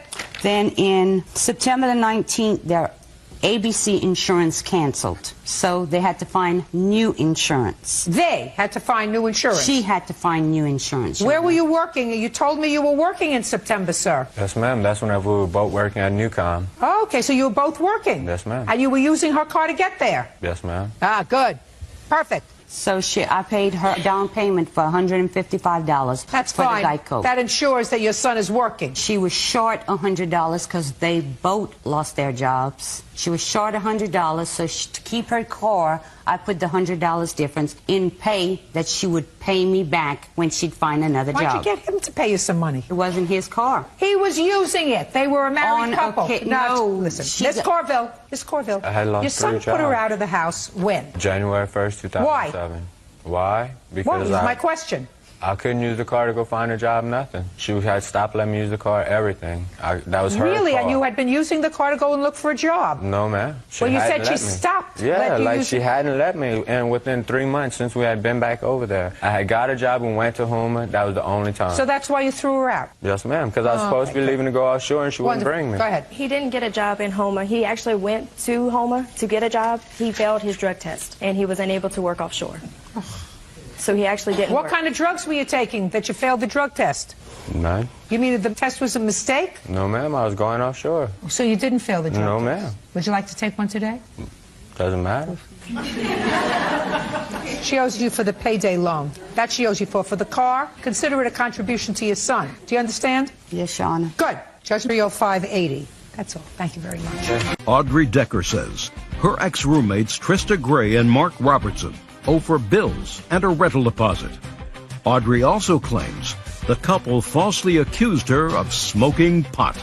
Miss Decker, you and the defendants were roommates in an apartment or a house? Correct. It was a 2-bedroom apartment above the downtown plaza. And you met each other at work? Yes, we did. We that's all. We're co-workers. Sure. Signed a lease when? On August 21st of last year. I have that with me if you'd like to see it. Okay, and when did you move out? It was January. January what? 9th. And you claim they moved out owing you money? Yes, they did. There's lots of other things that you're claiming, some of which is nonsense, but you claim that they owe you some money. One of the things that they owe you money for is that they had not paid their entire security deposit. They had not paid the deposit. Just answer my question. Yes, they had not They paid had the not deposit. paid the entire security deposit. You paid it, they were supposed to pay you back, and there was some money outstanding. When they moved out on January 9th, 2008, in what condition was the apartment? There were some burn marks in the carpet in the bedroom that they were in. There's nail holes, things that weren't there before. Okay, do you have photographs of the burns on the carpet? No, I do not. Were there burns on the carpet? There might have been. We did smoke in the bedroom, yes. Okay. Because if there was no damage to the apartment, then of course I would say to the plaintiff, you're going to get the security deposit back, so they don't have to pay you any more security deposit. But if there was damage that you did to the apartment, then you have to pay your half of the security deposit, because in all probability the landlord is going to make her replace the carpet and charge her. Is that reasonable? It is, but we don't believe we owe her anything because we have overpaid her on deposit. Show me. We don't have any proof of it, but we overpaid her over the deposit. We do believe we have. Well, show me. What do you mean we believe? We don't have What did you poke him for? You want him to say something? We don't have any proof because we did pay her. We believe we did. How much did they pay you in the security? They paid me $360. The arrangement was I How paid much was the security deposit? Let's do The this. $300 was what I put down that day for the deposit. In total? In total. So they owed you $150? No, the way it was we had our bills split 3 ways. Deb Schultz is a witness to that, that we agreed to split all bills, including electric, cable, deposit, rent, everything. That they owed you $600? I want to know how much they owed initially for the security deposit, Miss Decker. They owed $200 initially, but they did not have money at the time. I understand so that. I paid it all. I understand that. Okay. How much did they give you towards the $200 in security deposit that they owed? They gave me $360. They paid my part of the rent for September, October, November, and December, which was $90. And they also were paying me back for the $200 that I put down in the beginning to help buy food and everything because they, once again, didn't have any. So the total was $500. They paid $360 out of that by paying the rent. So according to you, they owe $140 in security deposit? Right. That's what they have left over from that particular amount, right. What else do you think they owe you for? They owe me for the cable and electric for the time which they were there from November to December because we had backed bills. Just 1 second. They left January 9th. Did they pay January's rent? They paid January's rent, correct. Good, okay, because they should have paid January's rent because they were there until the 9th, right? Correct. Yeah. Why did you move out? We couldn't handle her anymore. She became overpowering. Okay, so there was a problem. Correct. You have bills showing that there were balances as of December 31st on any of the utilities? I do. Show me. That's electric. This is cable. I have the amounts highlighted that I paid, and this is the receipt for the electric that I paid my share of. All that's left is what they have to pay. When was the last time you paid utilities? I paid utilities last No, I'm month. talking to you. We didn't pay them. No. You're showing me a bill from January 12th, 08 to February 11th, 08. They weren't living there Right. then. That's what was due before. Oh, balance brought forward $62. Uh-huh. 62. So they owe $40. No, the whole balance, the 164, is what was owed from the months before. No, It that's was- not true. The $150 is what we That's ultimately not paid. true. Not according to this. According to this, payments received was $150. 150 was what was paid. 6219 was what was left over as a back balance. 6219 was what was left over from that bill. The other money is for the current service, which was from January 12th, 08 until February 11th, 08. I can read a bill. Okay. Well, So they owe $40 on this. Okay. The City of Fairmount Public Utilities was $364. correct. And they're supposed to pay 2/3 of that. Right. Okay, so they owe you $280 in utilities and $140 for their security deposit. And what else do you think that they owe you for? For slander, Go ahead. they told my boyfriend's mom here, Deb Schultz, that I was smoking marijuana, and that led to a lot of tension between him and I. We actually almost broke up over it because he disagrees with it along with Did drinking. you tell this lady that she was smoking marijuana? No, we did not. We do not have her number in any way. We don't have any problem with Deb Schultz in any way. She has been very helpful with the apartment in the beginning. Like I said, we do not have her phone number. Your last name is? Schultz. You are the mother of the her boyfriend. Yes. Go ahead. Well, who called you? I ran into them. Oh, so nobody called? No. I ran into them. They When? told me in December sometime. Okay. And they told me that Audrey was using drugs. So my Did son, you ask what kind? Yes, and she told me it was marijuana. And my son is really against girlfriends using any kind of drugs or Okay, alcohol. so now she says it wasn't by phone, it was when you ran into each other. Did that happen? I do not recall that. Well, she does. Why would she lie about that? I don't know, but I do not recall that. Did she use marijuana while you were living together? Yes, she did. When? Well, we were at a friend's house, and I was in the bedroom with my friend with her daughter watching a movie, and she was in there with my friend's boyfriend and Mark, and they were having a conversation about using marijuana, and Mark overheard it. Overheard what? Overheard the conversation about them using drugs. And Audrey had asked Mark not to tell me. On the way home, he told me. What did you overhear, sir? They were talking about hiding it, not letting me see it, but then giving it to my friend's boyfriend. And But in all the time that you lived together with the plaintiff, she never smoked marijuana in your presence. That. No. What are you poking him for? I didn't. not to my knowledge, but Well, you would not to your knowledge. You have eyes. she would hide it. She would go out with friends, and Don't tell me what she would hide it, sir. I'm asking you a very simple question. You never saw her smoke marijuana while she was in your presence. no, ma'am. Did you? No. First of all, they don't always get things right when they hear things. Is this your boyfriend? Yes. Step away from her for a second. That's fine. Have you ever said something to him and then a week later you say, don't you remember I told you that? And he says, you never said that to me. You told me this. So you never said that to you? That never happened? Sometimes it happens. Oh, but listen. more than likely he pays attention because... But I'm just asking you. Never said to you, you didn't say that. That's not what I heard. I don't remember you telling me we had this date. I don't remember you telling me your mother was coming over. I don't remember you telling me we're going out with your sister. None of that. No. It'll happen. They don't always get it right. And to have relied on that statement to make that statement to her boyfriend's mother was probably not good judgment. Well, he wouldn't lie to me about marijuana because he knows my stance on it. He knows I disagree with it. Well, and if you said to me that I saw her smoking marijuana I smelled it in the house, that's another story. But for all you know, she could be puffing and she could be showing off for a friend. You don't know that that's true. You lived together for 5 months and you never saw any evidence of it in your home. Saw, smelled, felt, right?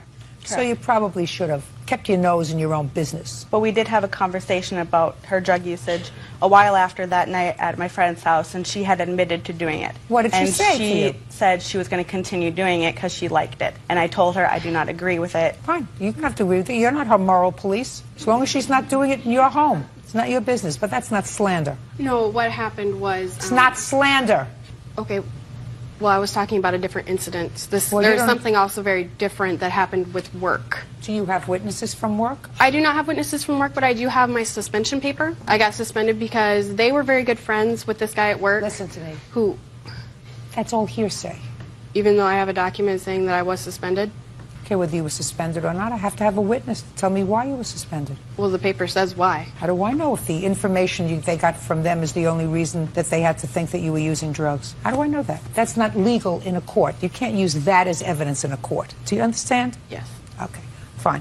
They owe you $320 for their share of the security deposit and the bills that they have. And next time, you have to be careful when you talk about somebody else's reputation. Do you understand? That's all. Nina Taylor is suing 25-year-old Amanda White for taking back a 1998 Ford Contour she donated to her. Amanda claims Nina misappropriated the donation.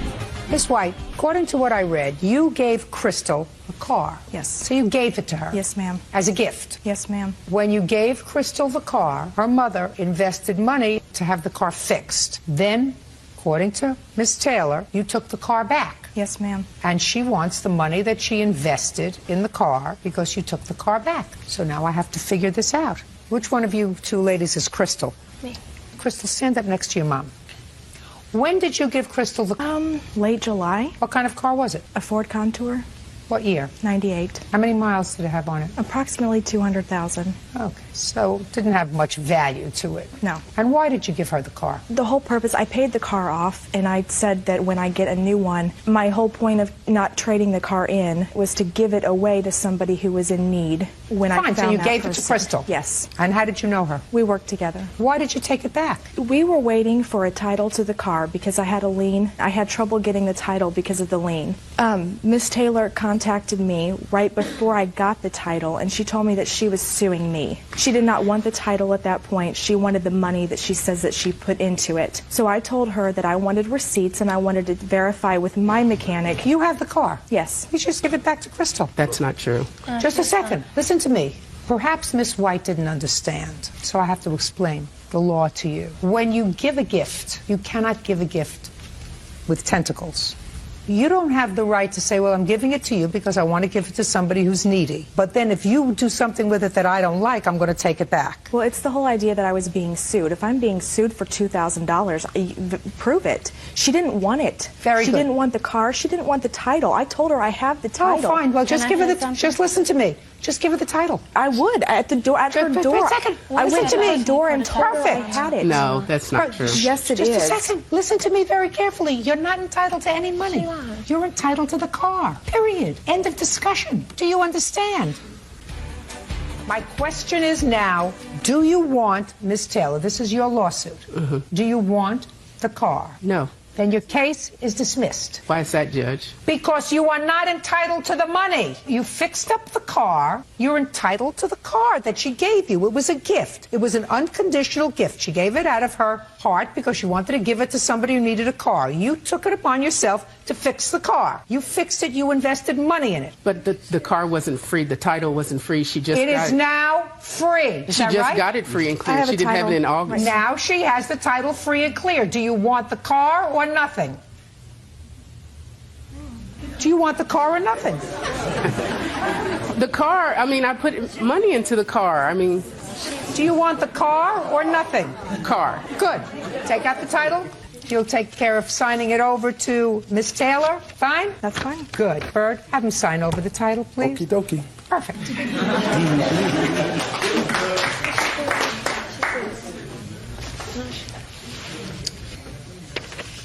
Is the car at your home, Miss White? Yes. Okay. When do you want Miss Taylor to pick it up, or Crystal?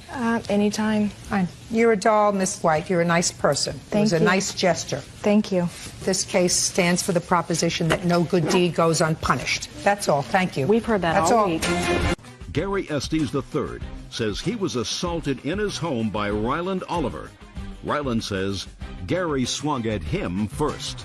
Mr. Estes, it is your claim that Mr. Oliver was an uninvited guest in your home and that he assaulted you in your home. Yes, ma'am. And Mr. Oliver, although he acknowledges that there were blows exchanged, says that he struck you in self-defense. You actually hit him first. And it is his claim that he was invited, not by you, but by someone else to the house. Is that right, sir? Yes, ma'am. How old are you? 19. You go to college? Yes, ma'am. Which one? Oklahoma City Community College. Could you try to speak a little slower? I'm old. Oklahoma City. Oklahoma City Community College. You live at home? Yes. And you, sir? I go to a community college in Cleburne, Hill College. I did go to University of Oklahoma until this happened. Changed schools? Yes. Did you have an apartment? I was renting a house from Witness Mark's parents had a rent house, and we were renting it from them. How many people lived there? 3. Were you living there as well, sir? Yes, ma'am. Stand up. What's your name? Mark Williams. Are you scared? No. Kind of nervous. A little nervous. I'm sorry. Step over here. I have a couple of questions. Mr. Williams, this is your parents' house? Yes. Who was the third roommate? Christopher. Do you know Mr. Oliver? Did you know him before this incident happened? Yeah, I knew him from high school, just randomly, just because we went to the same high school. I knew of him. But he wasn't your friend? No. So you didn't invite him to your house? No. What date did this incident happen? May 22nd. Did you invite him to the house, Mr. Estes? No, ma'am. Did you know him from before? No, ma'am. Now, this Christopher person, is that the person that you knew? No, ma'am. You didn't know Christopher either? No. So you didn't know any of the 3 people that lived in this house? No, ma'am. What brought you to the house? My friend DJ was leaving for the Navy, and they were throwing a going away party, and he called us and asked us to come by. You know DJ? Yes. Was he having a party at your house? No, ma'am. How many people were in the house on the evening of the 22nd of May? About 7. We each had a friend over. Was DJ there? Yes, ma'am. Okay, so it was the 3 people who lived in the house, plus 4 guests? Yes. All guys? It was Sarah, one of her friends. That was a girl. That was a Sarah girl. is definitely a girl. Well, her friend is a girl. What? Her friend is a girl. And DJ and us 3 that lived in the house. Okay, so it was just a small gathering? Yeah. Okay, now you can sit down. Okay, so DJ said come on over to say goodbye? Yes. He said they're having a going away party for me, and he asked Well, us it to come doesn't over. sound like much of a party. There were only 7 people there. There was more than 7 people there. There were people in the front yard. There were only 7 people in the house, according to them. Where had you been that evening, Mr. Oliver? I was over at a friend's house there on campus. Anybody drinking? Yeah. What about you? Yes. Who was driving? Me. How did I know that? How do you think? I don't know, man. You'll never know. So you were drinking and driving and went over to see your friend DJ, and what happened, sir? When we were leaving the Who's party, we? my friend Ricky, and I had one more friend with me. I guess people overheard us and thought we were going to another party. So we had about 5 carloads of people following us saying we're going to another party. You had 5 carloads of people following you where? They thought we were going to another party, man. We tried to tell them that we weren't, and they followed us anyway. What time? About 2:30 in the morning, man. You got the picture here, sir, that I'm not happy with you. Yes, ma'am. Keep going. Okay, well, when we got there, we were walking up to the door. Mark lets me and my friend Ricky and David in. You had let 3 of them in, is that right? No. Well, tell me what happened, sir. Thought he just said that you let them in. I opened the door. I was the first one to open the door, and I see there's 30 people outside that I don't know. And I see him and Ricky. They first come in. I never said they could come in. They just kind of pushed me aside and came in. Okay. And then they ran into him. Now, where were the other 30 people that were outside? Just out in my front yard. And I was like, I don't want these people here because my neighbors are going to call the cops, you know. They're making noise. Right. 5 carloads of them. Yeah. So he ran into you. Yes, ma'am. What did you say? I told them it was late. I didn't know who they were. There were 20 or 30 people out in our yard. We didn't want them here. They needed to leave. He tried to push me aside, and I tried to push him out of my house, and he dragged me outside, and Just a second. Well, Mr. Oliver, when Mr. Estes told you to leave, why didn't you leave? Man, Mr. Estes never told us to leave. When we got there, Mark let us in. He stops us in the hall, and he put his hands on my chest and asked, who are all these people? Who were all these people? Yeah, because they were still walking up. You mean the other 30 of them? I don't know if it was 30, ma'am. 5 cars. He said to you, who are all these people? And what did you say? I said, ma'am, I don't know. They followed us here. And what happened after you Well, said that? when he put his hands on me, I pushed his hand down like that, and I asked him not to touch me because I didn't know him. And he looks at me crazy and tells me that, you know, he pays the MF in rent here, and grabbed me by my shirt like that and tried to push me into the door. And when he did that, I kind of put my weight forward, and when I did, he swung at me, and he hit me in the jaw. And I retaliated by hitting him twice. He falls forward on me, I'm on my back, and I try to get up. I push myself, and he's still got a hold of my shirt. So people are running over there kicking and hitting. I'm getting kicked, he's getting kicked. I can't get up, and then I finally get pulled to my feet from one of my friends. And then when I got to my feet, I saw Mark had a cast on his hand. I don't remember which hand it was. But he was pushing people back, and he swung it at my friend Ricky here. And Ricky blocked, and it hit him in his forearms with the cast. And then Ricky pushed him back, and pretty much got out of there after that. Because I didn't know those people. It's a rich neighborhood. It's 2:30 in the morning, so we left. I didn't want to be involved with that situation. Well, Mr. Oliver, if you didn't want to be involved with that situation, sir, why didn't you just go home? Because my friend Instead of making trouble by stopping with 5 carloads of people that you don't know that have been out drinking all night because it's 2:30 in the morning and they're going to another party. Instead of being involved in creating a situation where none existed, Mr. Oliver, you created an incident. You had had enough to drink. You were behind the wheel. You were taking a caravan over to someone's house that you didn't know in the rich part of town. You brought with you 5 carloads of drunken teenagers looking for another party. That's what you did. You created an incident because you're young and stupid. Mr. Oliver, they don't live in a rural area on 30 acres, do they? They live with houses right next door? Yes. With maybe people who are not 19 years old? Yes. 30 in the morning? Probably. Maybe not interested in hearing you and your moronic friends? Probably. Ma'am, when we got there, it was not 7 people there. They had people outside Listen drinking to me, in front of the sir. yard. You brought over 5 carloads of people to a neighborhood where they didn't belong. And if you wanted to say goodbye to your friend, and if unfortunately 5 carloads of people, strangers, started to follow you, you go to the local police precinct and you say, these 5 carloads of people are following me. I don't want them to follow me. But you don't take them to an unsuspecting neighborhood unless you're an idiot. Can I see photographs, please?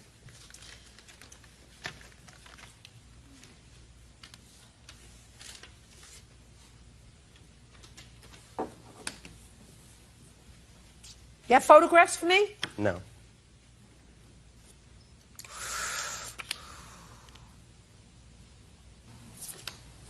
Was he arrested? No. Why not?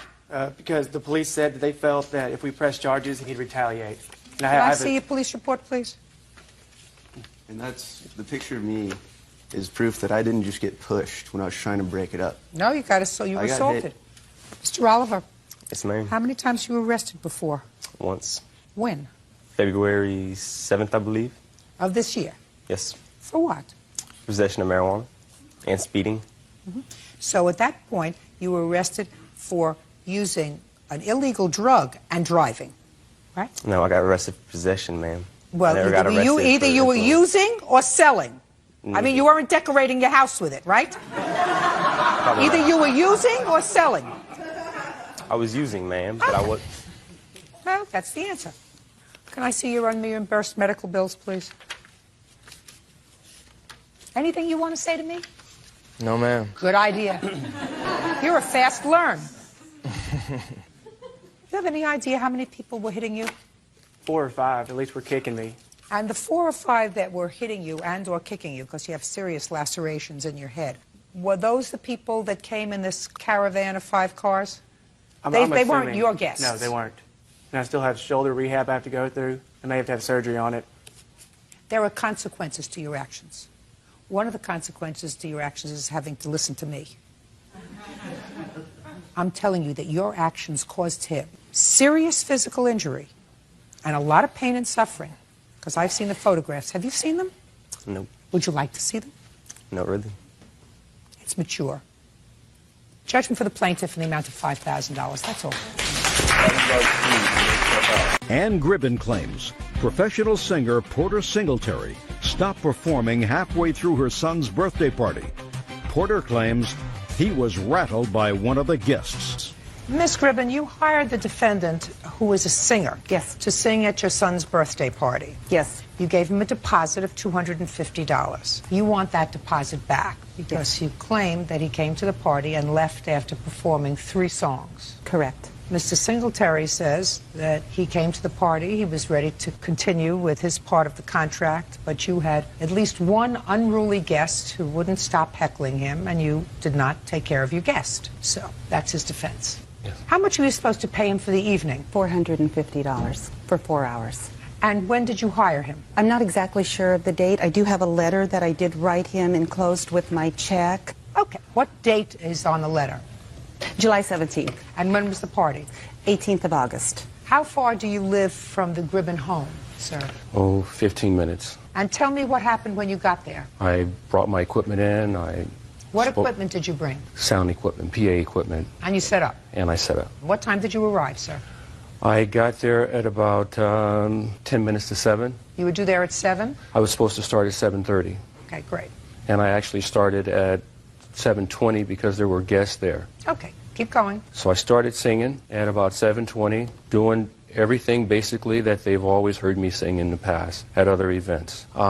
It was about 8:10, still singing. They informed me that the sun was going to arrive. When the sun was to arrive, I was to stop the music and we're going to sing Happy Birthday to him. So we went ahead and we stopped the music. He came in at about 8:20.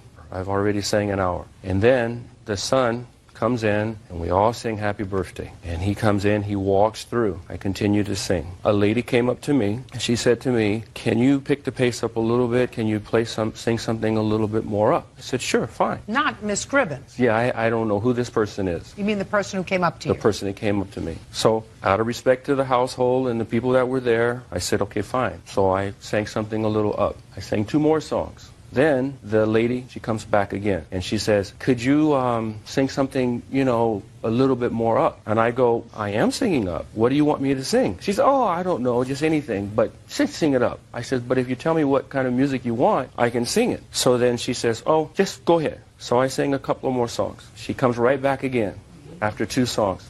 And I said, "What's going on?" And she said, "Well, could you sing something a little more up?" I says, "Look, this is your 3rd time to come to me. You need to tell me what it is that you want." So then she says, "Well, just anything." So I said, "Okay, fine." I turned the music off, and that's when I went in to look for the plaintiff. The lady that had been coming to me to ask me these questions, they were in the room together. And when I came to the door, they were talking about me, and they both turned red in the face because they were saying something. And then I just said, "I don't know who this lady is." I said, "You know what I do? She wants me to do something that I don't know what she wants me to do, and it's total throwing off everything that I do as an entertainer." Within about 2 minutes, all of a sudden some music comes on, blasting. Some kind of rock punk music. And I go, "What are you guys doing?" And then so she says, "Oh, I'm so sorry. I can't believe that this is happening." And Who said that? The plaintiff. And then so who changed the music? Who changed the music, Miss Gribben? The bartender. The bartender. Go ahead. So then she said, "Oh, Porter, I can't believe this." And I just said, "Well, you know what? I'm an entertainer and I'm singing, and I sing with a feel.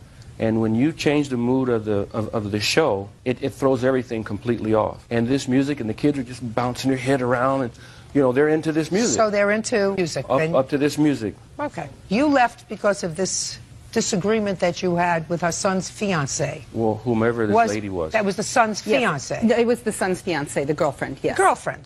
Girlfriend, fiancé. Now I'll hear you. Okay, I remember it a little differently. First of all, Porter's a fabulous singer. I don't question that one bit. We've seen him at several venues, different places. And nobody's ever had a problem with him? Nobody that I know has ever had a problem with him. Right, that's why you hired him, because you liked the way he sang, and nobody ever had a problem with him. Super so now I'm hearing you. But it's a little different. The times are a little different. He wasn't there that long. I remember it that he sang 3 songs. Well, he sang more than 3 songs. Oh, Three okay. songs last half of the amount of time we've just spent together. Okay. Okay. So I know you said 3 songs. That wasn't true. Keep going. Well, what happened was my son's girlfriend did interrupt him. I don't know how many times it was. Porter came to me, what he's saying is true, and he was telling me what happened, and he was upset about it. And when he told me, I was upset about it. I had no idea. But I want to just tell you one thing that was a little different. Porter was going to come that day with a DJ. And what happened was 2 things. He was going to come at 1 o'clock that day, and we were going to go over the song list. But it was his birthday that day, and he called me and said his family was taking him out to lunch. Would it be all right if he didn't come? I said, yes, it's fine. We'll see you tonight. Okay. And then when he got there, I said, where's the DJ? You mean you thought you were going to get a singer and a DJ for $450? Right, well, what planet do you live on? I'm sorry, not a DJ. I'm sorry, DJ equipment. I'm sorry, okay. not a DJ. I'm sorry. So you had entertainment for the entire day where he was going to sing and DJ equipment when he wasn't singing. Correct. For $450. Keep going.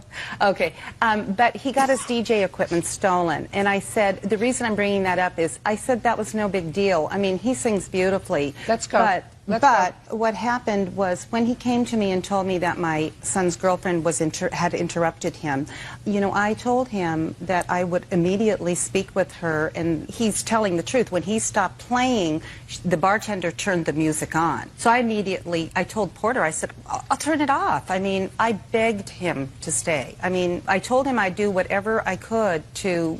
What did you say to your son's fiancée? I asked her, I confronted her immediately because she walked in right kind of behind Porter, and I said, what's going on? And what did she say? She says, well, I just wanted him to play something a little different or something a little upbeat. Well, it's not up to her. Oh, absolutely. I said, let me handle this. And what did she say? Okay, you know, but, I mean, I agree that she was rude. But what I told Porter that night, I said, Porter, I mean, you're terrific, and everybody here thinks you are. We want you to stay. I mean, I'll muzzle her. I'll do whatever you want. I mean, it wasn't unruly guests. I mean, it was he has to admit, it was family and friends. Got it.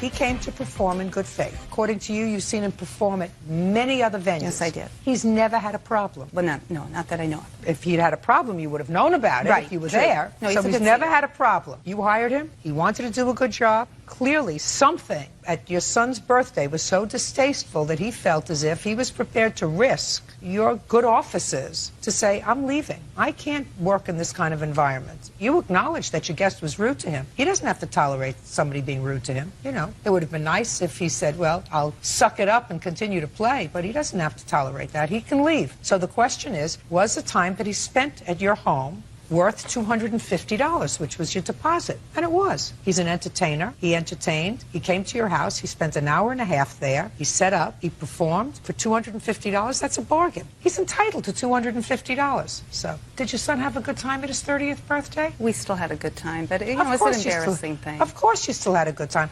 Well, don't you think he was embarrassed? Yeah, I guess I've seen it a little bit differently, but I mean, I don't deny that he, you know, is not a good singer. I mean, I can't say that. No, he was embarrassed. It's just that we tried to do our best to make it good with him. I mean... I believe that you did. I believe that you said, let me handle it. Yeah, I did. Your future daughter-in-law, let me handle it. She's still the girlfriend? Ex-girlfriend now.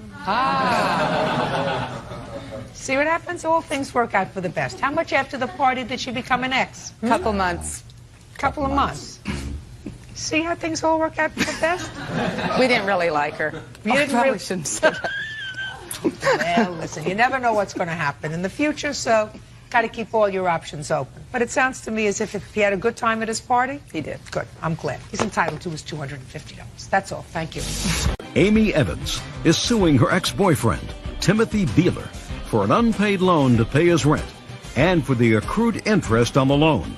Timothy is countersuing for harassment and defamation of character. Miss Evans, Mr. Beeler was a friend of yours, and you took out a loan for him, very high-interest loan, because he was in need of money. You want him to pay you back. The defendant says that you gave him money. He told you not to take out such a high-interest loan. You did it anyway. And he's got a counterclaim for some nonsense because you're angry at him for not paying back the loan, so he says you've been harassing him for the money and telling people that he's a deadbeat, right? That's correct. Well, you probably are. Truth is a perfect defense. Why did you take money from her? I didn't take money from her, Your Honor. It was a... Just a second. You did take money from her. I did. She offered... No, listen to me. You did take money from her. It is my judgment as to whether that is a loan or a gift. My question to you is, why did you take money from her? We had been seeing each other, whatever was going on with her, in her relationship with her husband or whatever. We started talking again, and she had stayed over a couple nights. We were pretty close. We were getting along pretty good. I was telling her my situation about my roommate. He skipped out on me, left me kind of hanging. I was a little short on my rent and whatnot. She said she'd try and help me out. She came up with some money.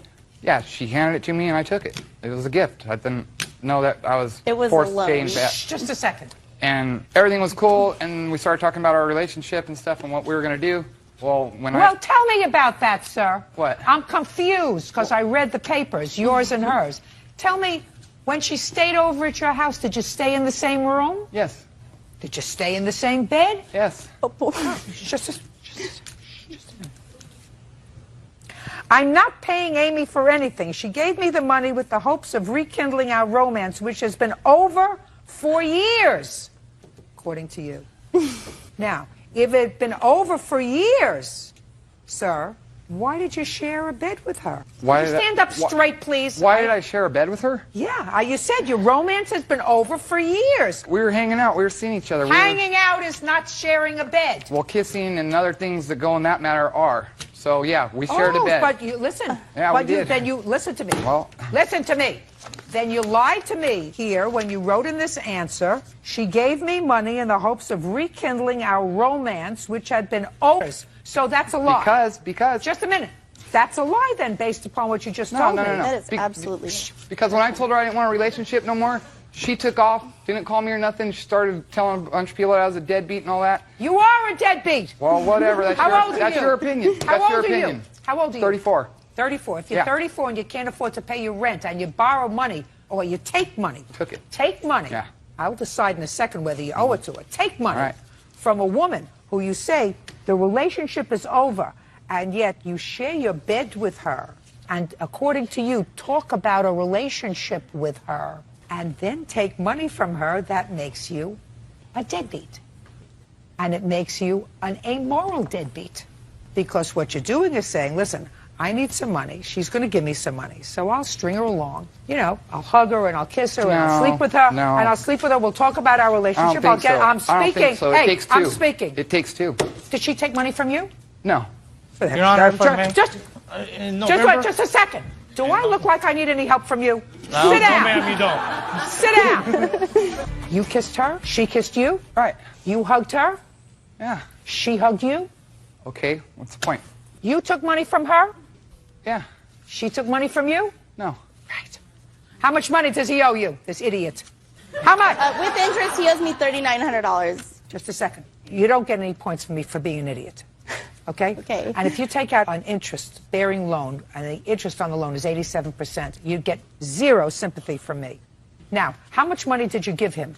$2,500, Your Honor. That's what he's going to give you back. Judgment for the plaintiff. That's all. Step out. But, Your Honor, I had to pay $1,100 interest. You shouldn't have taken out a loan for him, madam. You gave him $2,500. This idiot had no concept that he was going to have to pay you back $3,900. He knew it was a loan, Your Honor. He knew it was a loan. And he knew about the and he's going to pay you supposed back. to go back to work and pay me back. Listen to me. He was supposed to go back to work. He didn't go back. He was working. I was working. He was working with me. She was calling and texting. Oh, all he did was he works everybody he knows. That's all he does. Do I ask you a question? No. Very good. He owes her $2,500. The rest of it is her own stupidity. Goodbye. Beth Garcia claims her boyfriend's ex, Jamie Petola, vandalized her car by keying it. Miss Garcia, the defendant is your current boyfriend's ex-girlfriend. And also the mother of his child. Where is your boyfriend today? He couldn't make it because he's had too many issues with her and pending court problems with her that he has to take care of. So that's why he couldn't make it. He didn't have any pending court matters today, did he? None at all. Hmm? None at all. He never None at has. all. But he decided to take the high road and just be absent, even though he probably created all of these problems to begin with. Now, when did you last live with, what's his first name? E. Lincoln. E. Lincoln? E. Lincoln. E. period Lincoln? Yes. Well, what's his first name? E. Lincoln. There's no period between the E and the Lincoln. It's just E. Lincoln. E. Lincoln. When did you first live with E. Lincoln? When was the first I lived with him? Yeah. First, give me the year. Probably it was 2001. And when did you last live with him? 2005. When in 2005? Around February, March. And when did you start to be involved with Mr. Lincoln? We officially were involved in October. Of 2006? 2005. Before a friend. So there was a little overlapping? No. Yes. I was living with them and she knew. Okay, so there was a little overlap. Yeah. But they weren't together. Yeah. Hey. There was some overlapping. Now, it is your claim, Ms. Garcia, that the defendant vandalized your car, not on one occasion, but on multiple occasions. Yes. And despite the fact that you never saw her vandalize your cars, you have proof by way of admissions that she did, in fact, vandalize your cars. The car was vandalized. On the morning of October 23rd, 2005 was when I noticed it, so it was that night. Okay. And what was the nature of the vandalism? She had keyed... Don't tell me what she did. She keyed profane profane No, words. listen to me. Someone. Shh. Someone keyed profane words on my hood, my driver's door, and the back driver's door, because it's a 4-door, and put key marks on the rest of it, and knocked off the driver's side mirror. Okay. Do you have photographs of the car? Yes, I do. I'd like to see them. Wow.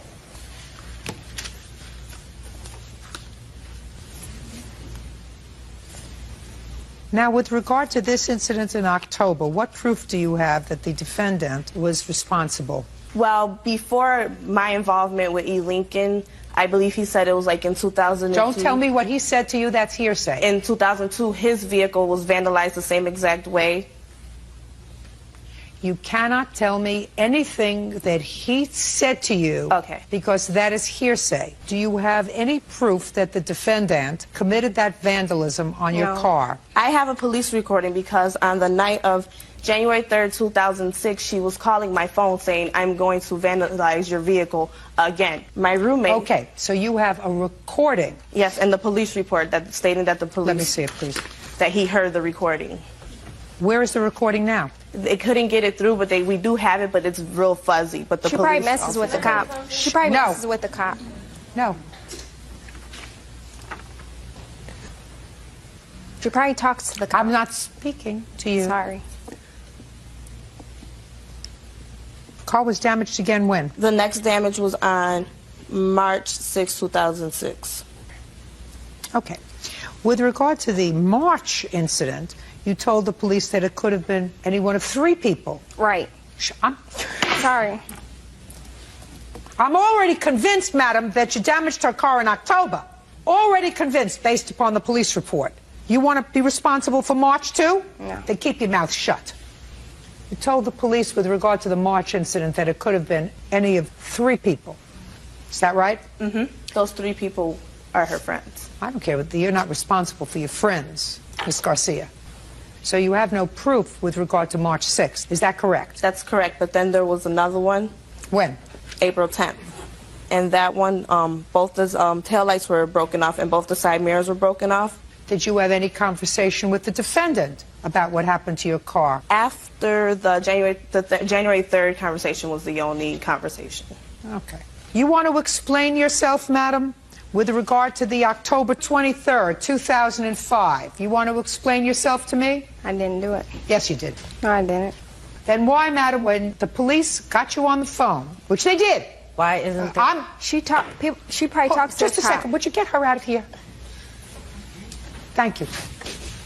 Get her out of here.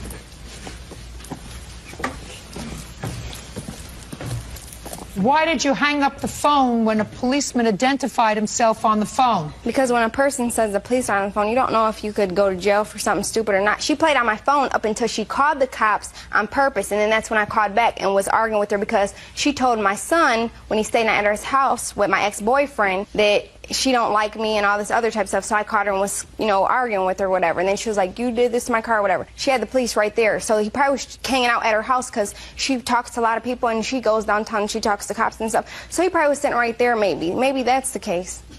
I'm serious. Let me see the estimate for the damage to your car on October 23rd, This is the one from 2005. the October Police 23rd. officers indicated that they heard the recording. Your recording. I didn't get no police report. But I got it. They didn't say nothing to me. Listen to me. I got it. I'm speaking. You don't have to help me. She don't really know who did it, nothing to her car. It's so many people. She sleeps around with people she don't know. Listen, Miss Attitude, you were annoyed with her because she was bad-mouthing you to your... I'm speaking. This is what you just told me. You're shaking your head no. No. You're shaking your head no. You just told me you were angry with her because she had bad-mouthed you to your son. That's why you were yelling at her on the phone. Right. Because she had bad-mouthed you to your son. That was the conversation that you said was overheard by the police officer. Right, then that was... Listen to me. That was after her car was vandalized in October. Why didn't I call her before and argue with her if I messed up her car or somebody else was messing up her car? Just because I called and argued with her, that don't got nothing to do with me. Garcia played officers a message on her cell phone left today by Jamie stating, amongst other things, that she was going to damage her vehicle once again, according to the officer now implicating herself in the previous incident. Ryder was present when Jamie then called back Garcia and heard her repeatedly use profanity when she was addressing Garcia. Ryder attempted to speak with Jamie, however, she hung up on the phone when the Ryder identified himself as a police officer. Right, I hung up. She or her friends probably did the damage to your car. Unfortunately, you can't prove it, but you can certainly, you've established to my satisfaction, based on the fact that she was angry with you, based upon the fact that she knows that E. Lincoln was two-timing her. You may or may not have known it, but she knew it. Yes. October 23rd, 2005. Was that on or about the same time that you had this discussion with your son? No, it just was recently when the first time I called her, the time that she taped me. That was not the first conversation with us. I had to have my phone cut off. No, that wasn't just recently, madam. It wasn't just recently. That was 4 months ago. I know. That was the last time I talked to her. How did you get her phone number? She called my phone playing on it with her phone number. That's how I got it. So what did you call her back for? Because she was arguing and playing on my phone, so I cussed her out for playing on my phone. You also said to her that you were going to damage her car again. I did not say that. So the police are lying? Yeah. The police are lying? No, lying? I don't think the police are lying. I think maybe it's one of her friends or something. No. Police were lying? No, I'm not going to say the police were lying, but... Good. Judgment for the plaintiff in the amount of $3,619. That's all. Stay away from her car. Kate Vermeulen is suing her ex-husband, James Vermeulen, for the unpaid balance on a Saturn he totaled. Mrs. Vermeulen, this is your former husband, and according to your complaint, you swapped cars with each other because your mother was coming to visit. You needed a larger car. That was last summer. So it's nice to hear that there was at least a reasonable relationship that you had so that you accommodated your former wife, because you have children together, so that she would use a larger car that was yours. And in any event, you wrecked her car.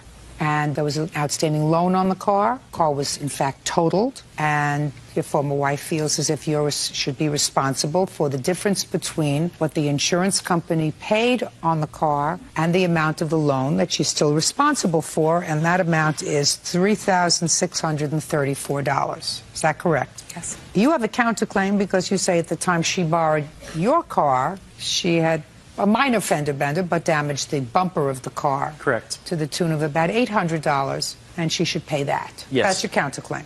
But let's get to the big ticket item here, Mr. Vermeulen. When did you total her car? I believe it was August 10th. I was on my way to work. 8/10. And when did you damage the bumper to his car?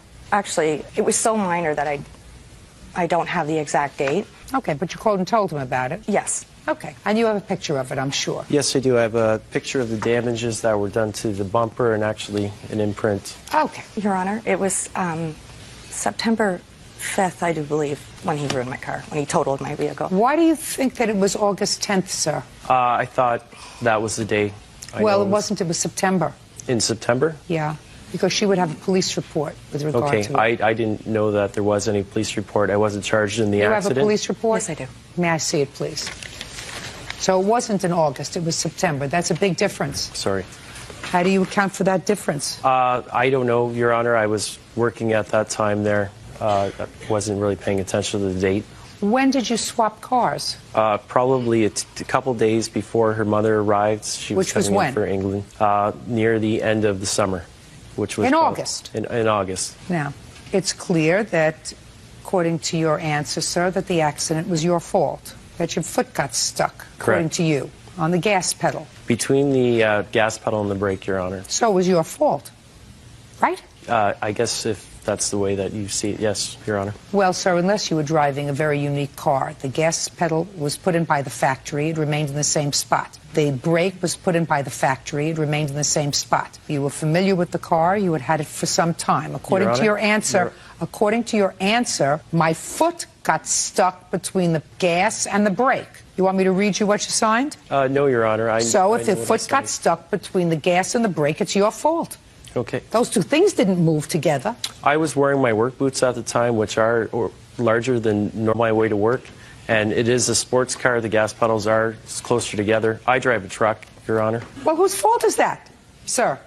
The car's fault or your fault? It was an accident. No, sir. If you're wearing big boots and it's a small car, you take your boots, you put it in the back of the car, and you wear shoes that don't get stuck between the gas pedal and the brake. The car can't accommodate your work boots, right? Right, Your Honor. You have to accommodate the car, right? Correct. So it's your fault. Now tell me why you believe that you're not responsible for the difference between what the insurance company paid and what your former wife has to pay on the loan. I believe it's not my fault due to the fact that I wasn't charged with the accident, reckless driving, careless driving. I had a medical report that says that there was no drugs or alcohol involved. I also had her insurance company clear me of all liabilities in relations to her car. You made babies with him. Just because, sir, you weren't found guilty of a crime, that there was no drugs, alcohol, you weren't speeding, doesn't mean that the accident wasn't your fault. It was your fault. You just said to me I was wearing big work boots. This was a sports car. It doesn't accommodate those kind of shoes. My foot got stuck between the two pedals and I lost control of the car. And I just tried to explain to you what a normal person of reasonable intelligence would understand, that the car can't accommodate your shoes. Your shoes have to accommodate the car. Now, do you have a picture of the damage you did to the bumper of your car? Yes, I do, Your Honor. I'd like to see it. And an estimate on having it fixed. I have an estimate right here.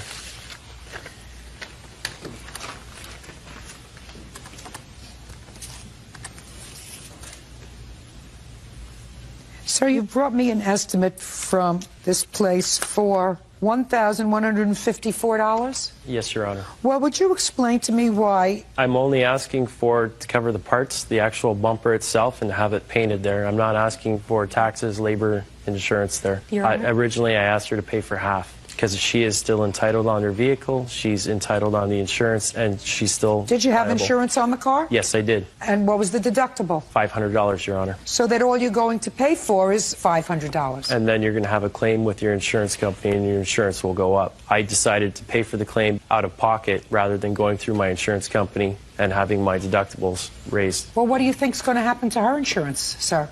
Because you totaled her car. What do you think is going to happen to her insurance company that had to pay out a totaled car? I'm quite aware that she's going to have a claim with her insurance company, and her deductible will probably go up as well as her insurance payments. So you mean you want me to give you a benefit and not her? I'm not asking for special treatment. Yes, you are, sir. What you're saying is I decided that I didn't want to go through my insurance. So I decided to pay for it myself. And therefore, instead of just paying for the deductible, which I believe should be responsible for paying, if you in fact fix the car, then what you're saying is I want her to pay the additional amount, which is $822, which is the cost of the bumper, which is what you're suing for. Because if I went through the insurance, my insurance premiums would go up. That's Correct. what you're saying to me. Yes. But her insurance premiums are going to go up substantially more than yours, sir, because they had to pay out on a new car, right? Correct, Your Honor. Say nothing. Had a $500 deductible. You had to pay out $3,634. From that, I'm deducting $500. I'm awarding you on your claim $3,100. Do you understand? Yes, Your Honor. Now I want to see where you fixed the car. You have a bill for fixing the car? That was a quote there. I've had the work done since Where? I paid for the parts. Show me. I don't have that with me, Your Honor. Well, why did you bring me this, sir? That is a quote of what it would cost at a body shop to get it done. What I paid for out of pocket was the parts and the paint. Why, sir? Wouldn't you bring me the actual cost of what it cost to fix the car? I didn't have the bills at the time. It was short notice. I didn't care at the time, Your Honor. I didn't really save the bills there. I didn't plan on coming to court. I didn't think I was going to be in court today. When did you get this? When did I got that? Yes. 3 days before I knew I was going to be in court. Well, instead of put your hand down. Instead of getting this estimate for work that was never going to be done because according to you already did the work, right? Correct. So this is bogus. It's not bogus. This is bogus. Quote. So instead of wasting the time to take the car in to see what it would be to fix the car, which according to you already fixed, so it would be difficult for them to give you an estimate on fixing a car that was already fixed because you said you fixed it. Why didn't you, instead of getting this estimate, go back to the place where you bought the parts and say, I lost a copy of the bill. Can I please have a copy of the bill for the parts? I could ask for the original copy. I could send them to you. Why did you waste time getting this instead of getting the receipts for the actual work? I have no answer for that, Your Honor. Well, then you're not getting a thing. Strike it. Judgment for the plaintiff in the amount of $3,634. Your counterclaim is dismissed. You did a lot of fast talking, sir. Did not impress me. That's all. Step out. 19-year-old Jennifer Smith is suing her ex-fiancé, 23-year-old James MacArthur, for destroying her property, throwing her engagement ring in a lake, and slander. Miss Smith, you and Mr. MacArthur were engaged to be married. It didn't work out. And it is your claim that after you broke up, Mr. MacArthur took some of your property, vandalized some of your property, and then posted some very negative things about you on the Internet, which you view as slanderous, and you want to be compensated for that. Mr. MacArthur says the only thing that he took back was the engagement ring. As far as destroying your property, he did not do that. And as far as placing items on the Internet, he says he never mentioned you by name on any website. How long were you engaged, Mr. MacArthur? We were engaged for about 2 years. Did she break up with you, or did you break up with her? She wanted to take time apart, and I told her I did not want that. Okay, so she wasn't sure. Mm-hmm. So that's probably a good idea that you didn't get married. Yeah. If somebody's not sure, it's better off to figure it out now than later, right? Yes, Ron. All right, Miss Smith, what items do you claim that Mr. MacArthur stole from you? He has several of my CDs. He took my engagement ring. I was later informed that that was thrown into a lake. Well, the engagement ring he's entitled to take back. It was a birthday present. It was given to me as a birthday present. It was given to me on my birthday as an engagement your engagement ring was given to you on your birthday. Yeah, exactly. Right, he's entitled to it back. It was given as a birthday gift, though. Listen to, watch me. He asked you to marry him and gave you a ring on your birthday. It was an engagement ring. Did you show it to people as an engagement ring? Yes. Did you say to them, this is my engagement ring? It was. Did you say to them, this is my engagement ring? Yes. You didn't say, this is my birthday present. You got my drift, Miss Smith. Yes. If you broke off the engagement, it means the marriage never took place. He's entitled to the ring back. And if he wants to throw it in the lake, he can throw it in the lake. And if he wants to throw it down a sewer, he can do that too. Okay? See how fair I am? Mm-hmm. Okay. Do you have any of her CDs, Mr. MacArthur? No, I don't, Your Honor. I'm not getting myself totally exercised over the CDs. People who were engaged for 2 years, if all they're fighting about is CDs, that means they're not very mature. I also have CDs that he returned to me that were destroyed when I picked them up. I'd like to see those. This is only the ones that were returned to me. That's not the ones that he still has possession of. Some of those are expensive CDs. Some of the CDs that he still has are very expensive. I don't know what you mean they're destroyed. I have no idea what that means. If you look at all of them, each of them has a gouge going from the center to the outside. They're completely destroyed. There's absolutely no way of Well, this one. Yeah, this one is too. How did that happen, Mr. MacArthur? I don't know, Your Honor. Her CDs sat in my trunk. I use my car for work, so I have tools coming in and out of my car every day. I don't pay attention. My CDs were in a CD case. Yeah, Mr. MacArthur. That looks like somebody purposely did that. And it's identical. Shh. You know how fair I am. This looks like somebody purposely did that. But doesn't that look to you as if somebody did that with something? Yeah, by all means. You know what I mean, Mr. MacArthur? Yes, Your Honor. Now, I don't think she would do that to her own CDs, because that would be stupid, especially since she broke up with you. But it would seem to me that you were pretty angry. So I have to put 1 and 1 together. That makes you. All right. So now you have these destroyed CDs, which I am placing squarely at the foot of him. That doesn't include the ones that he still has. I just answered your question about that 2 minutes ago. What part of I don't care don't you understand? There's no excuse for him vandalizing your property. What's the excuse for him posting vulgar, slanderous stuff on the internet? Well, that I want to see. There's no excuse for it. There's a reason that he might have done it, but that doesn't mean that there's an excuse. He says that he never did it, although he called my house and he called my mother at her work. Don't tell me what he told your mother unless your mother is here. Is this what you're telling me, Jeanette? Yes, it is. I was told to read that. He doesn't mention your name here. No, but it says to my ex, you know who you are, and I was told that Don't tell he me what you were wanted me told. to read it. Listen to me. Don't tell me what you were told. That's hearsay. And listen to me. He says, as far as his ex is concerned, one day the sun will die and the night will crawl. Until then, until I see your world implode, I wish you death and suffering, misery to spare. To my ex, you know who you are. Right? I called him right after I read that, and I said, what is this about? He said, oh, I didn't mean to hurt you. I said, you wrote that, yet you didn't mean to. How could that not hurt me? Ms. Smith, you have to understand what slander is. Slander is something that you say that is not true about somebody in a way that they can be identified. For instance, if he said, my ex, Jennifer Smith, has the following diseases, so everybody better stay away from her, and that's not true, then you can sue him for slander. I'm speaking, you're not listening. That's slander. If he wrote you a letter, and in the letter said to you, I wish you had a slow, painful death, and I was there to watch. I wish you suffer and get a vile disease. And he wrote that to you in a letter. That's not slander. That's the way he feels. That's protected speech. If you wrote this, I assume you did. He's entitled to do that. It is slanderous, though, because at the top of it, it says, I just left someone who did nothing but use me for my money, and when she was done, she went and found someone new to do the same to them. My current boyfriend was hesitant about even talking to me because of that, because he assumed that because he stated it, that... Listen to me. Who showed your boyfriend this? I did. Listen, I would like to... Listen to me. I want you to kiss the ground. You got the ring back, and that you're moving on with your life. Because she's not wrapped too tight. You got it? Good. But you can't scratch her CDs, because that's childish. Do you understand? Yes, Your Honor. That you got to give her $150 for. The rest of your stuff is nonsense! What'd you do with the ring, by the way? Threw it in a lake. Attaboy.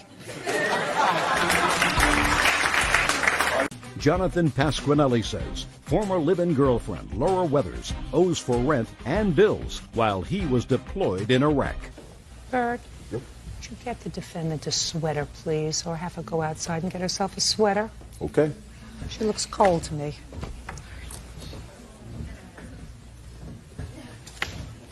We'll be with you in a moment, sir.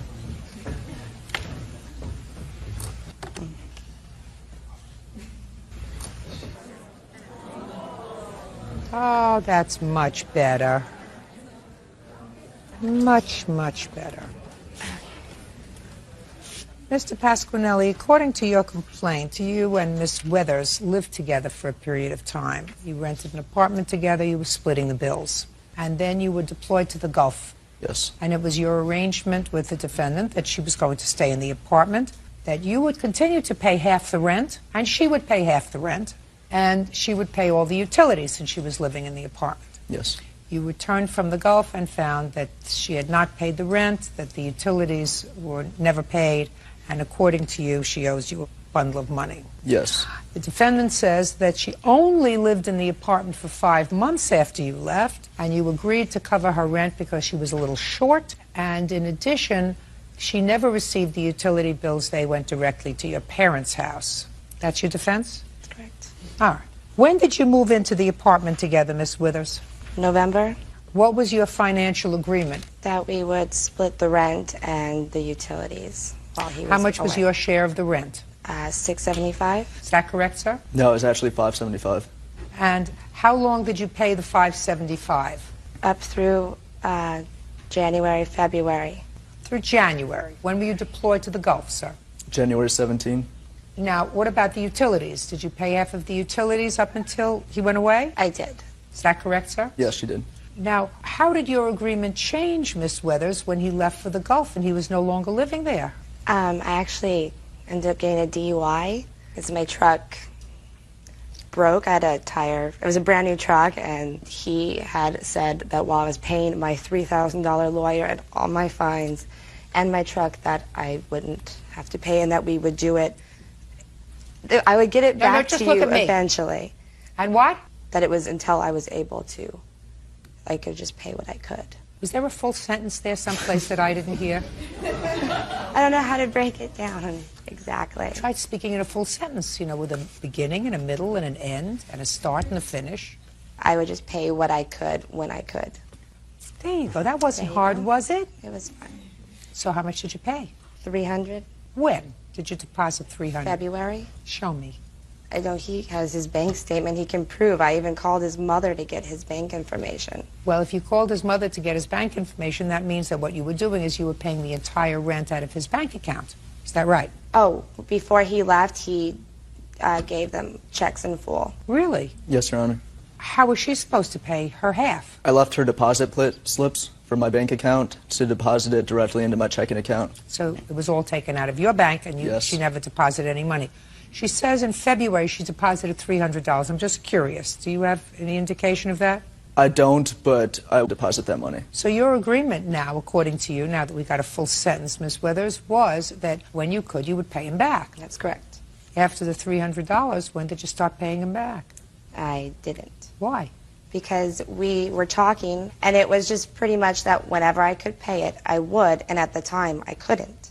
So eventually, you know, we would just come out in the end. I have an email. There's a sentence there. It's coming. There's a sentence there. I know it's coming. It's coming. I have an email. There's the sentence from him. I have an email. That's perfect. 4 words. Sounds just about right. So,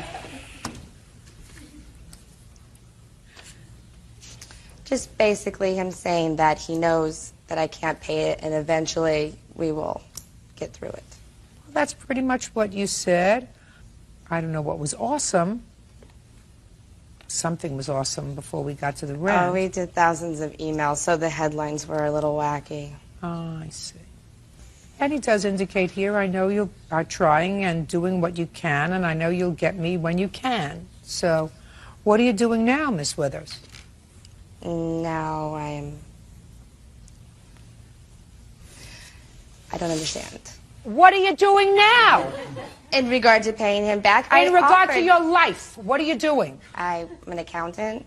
An accountant. That's a good thing. So you deal in numbers. Correct. And who do you work for? I was working for Quintera. Right now I'm in between. How are you supporting yourself again? Well, unemployment. Who is this? This is Anthony. Anthony. I assume Anthony has a last name? Palazzo. And what does Anthony do? He's also an accountant. He's my boyfriend. Do you live together? Correct. So now you're paying the bills? Yes. Not like that at all. This is... Just a second. Good for you. That's not the case. Don't make it look like that, because that's not the case. Looks like the case to me. Looks like he went overseas. I'm sure it wasn't easy over there, and he's expecting you to do the right thing. Instead of doing the right thing, you got yourself drunk. You had an accident with your car. It's not his fault that you had to pay $3,000 in lawyers and fines and everything else that you had to pay because of your own irresponsible behavior while he was away. And so my question is, when do you expect to start paying him back? He expected you to pay him back. Actually, before he did this, I had set it up where I would be paying him $300 a month. And he was okay with it. And the next thing I know, I'm getting this in the mail. Right after we had had a phone conversation, I had given him $100 just for that week because he had come back. What did she say when she gave you the $100? She didn't deliver it to me. Her boyfriend did. And what did he say? He didn't really say much. Stand up. Anthony, Yes. what did you say when you delivered the $100? I was just the carrier. I was just dropping it off, gave him All the right, 100. good. So you had a conversation with Miss Withers. Is that right? Correct.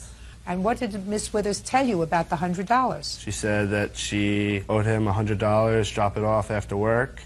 And on my way home from work, I just dropped it off, didn't have any conversation. Anthony, Yes. if my girlfriend with whom I was living, or my boyfriend with whom Yes. I was living, said to me, here, take $100 to my ex-boyfriend, I owe it to him, I would ask, what for? Unless you're a drone and just do No, I things knew as you're she told. owed him money.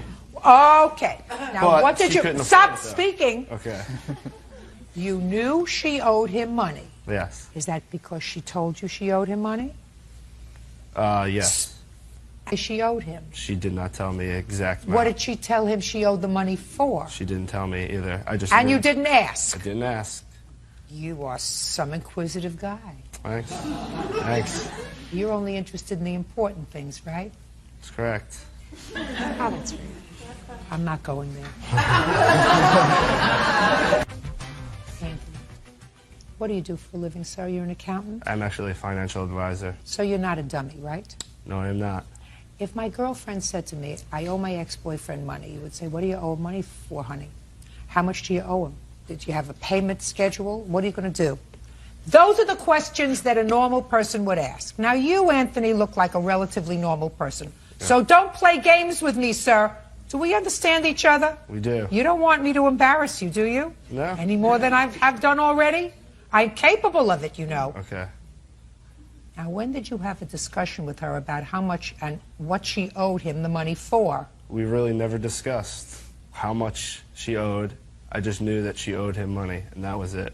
I didn't really want to know how much. I didn't want to get involved because I didn't want to get in the middle between money because I know how people act around money, so. You didn't want to be responsible. Correct. Now, Anthony, Yes. that's smart. Thank you. Because if you say, how much do you owe, and she tells you, the temptation might be there to say, let me give it to you because I don't want you to have any connection with him anymore. Correct. So you didn't do that. I didn't want to know. And Why she didn't you want to know, Anthony? Because I didn't want to know how much it was. It could have been a lot, it could have been a little. I didn't want to know. Well, you said I didn't want to know 3 times, and so I'm asking you, why didn't you want to know? Weren't you curious? No. Weren't you a little curious, I was Anthony? not. Not at all. When were you deployed, sir? In January? January 17th. When did she get home? July 31st. So she was there ostensibly for 5 months. Is that right? I don't know when she left. I don't care when she left. She was Neither. there for 5 months. Fine. But she owes you money for it. And she owes you $2,875. Now, tell me about the utility bills. When I got home, I had a $617 gas and electric bill. Can I see it, please? What were you doing there? I wasn't even there. You're making wine? What were you doing? I have no idea. I Actually, wasn't. this is gas and electric also. And these are unopened. Just, I didn't know if... Can I see the unopened ones, Yes. please? This is actually cable, which I'm not allowed to have cable in San Diego anymore because the bill's Okay. unpaid. You live at 9215. Yes, I do. Okay, and these were sent to 9215? Well, she paid you $300, so I'm deducting that from the $28.75, leaving $25.75. And here is a bill. Ooh, past due, date mailed, May 3rd. You would still be there, right? No, I moved out in the beginning, in the beginning of May. I wasn't there. Well, this is mailed on May 3rd, so you owe $574.20. Cable. I tried disconnecting that because, number one, I'm not home. Number two, we have no computer, which we needed internet for. And because my name wasn't on it, I couldn't disconnect it. Why didn't you email him? Name's on the bill. Shh. Why didn't you email him and tell him? No, that's the time. Listen to me. Why didn't you email him and tell him to cancel it? I did. I had emailed Show me. him. Show me. I don't have that email. Anthony, Yes. where were you working in May? In May, I was working at Quintera. And where was she working? Quintera. Also. That's how I met him. So that's how you met in May. When did she move in with you, Anthony? I would say In July. Jump! Didn't ask you. I June. asked him. Beginning of June. So from May, whatever, when you moved out until you moved in with Anthony here, where were you living? I was just staying at friends as I was going back and forth because it was closer to my house. What house? Or not my house, but to my work. It was just easier because I lived pretty far from work.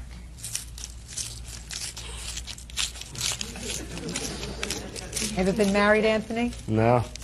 Don't do this one. You getting the drift? I do. You do get, I know that you get it, Anthony. I'm looking at your eyes. She went wine tasting and forgot to pay the bill in February. I didn't go wine Listen. tasting. You told Sir, listen to me. Very there was a $69 late payment on that bill. $3,688. Sounds good to me. Very good. And say, who is this young lady? This is my sister. Very nice young lady, very nice. Thank you. Say, thank you. I got home safely, right? Yes. I didn't make any big mistakes over there, and I didn't make any big mistakes over here. Got it? Got it.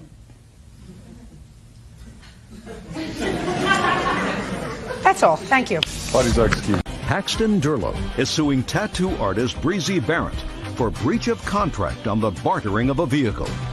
Paxton says Breezy was supposed to tattoo him in exchange for a truck. Mr. Durlow, you traded your truck for services to be performed by the defendant, who's a tattoo artist. She paid some in cash for the truck, is that right? Correct. And the remainder was to be worked off in this barter arrangement. Is that right? There was also a bike included in the deal as well. That you got? Yes, correct. Your claim is that Miss Barrett did half of the tattoo and then modified the agreement that you had to complete the tattoo by telling you that you could only come for your appointments between 9 and 12 at a time when you work, therefore requiring that you go to somebody else to have the tattoo finished. Correct. That's what you want to pay for, plus some harassment nonsense. Everybody's been harassed. You know who's most harassed here? You. And Miss Barrett says that you caused her to lose business because what you did was you kept canceling appointments. And in addition to that, you sexually harassed her. So she's counterclaiming. When did you make this deal with the truck? I'm not exact on the dates at all. I mean, I have the contract, I guess, in here. So Okay, so let me have the if I can- contract, please.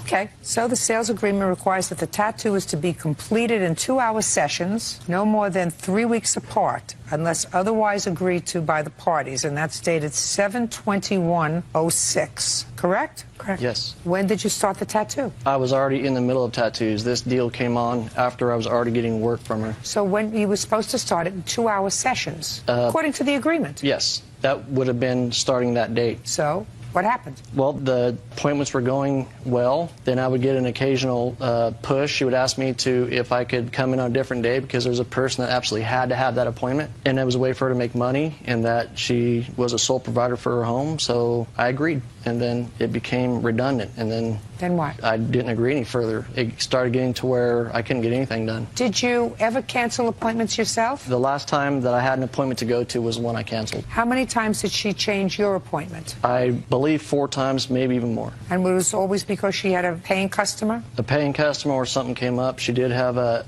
mother who was terminally ill, which I fully understood. And she also changed appointments there too, which I did not consider in the claim. Okay. When did she tell you about this business of only coming in the morning? After a discussion of me not getting anything done, the whole conversation was via text, and I have it, if you'd like I'd like to see it.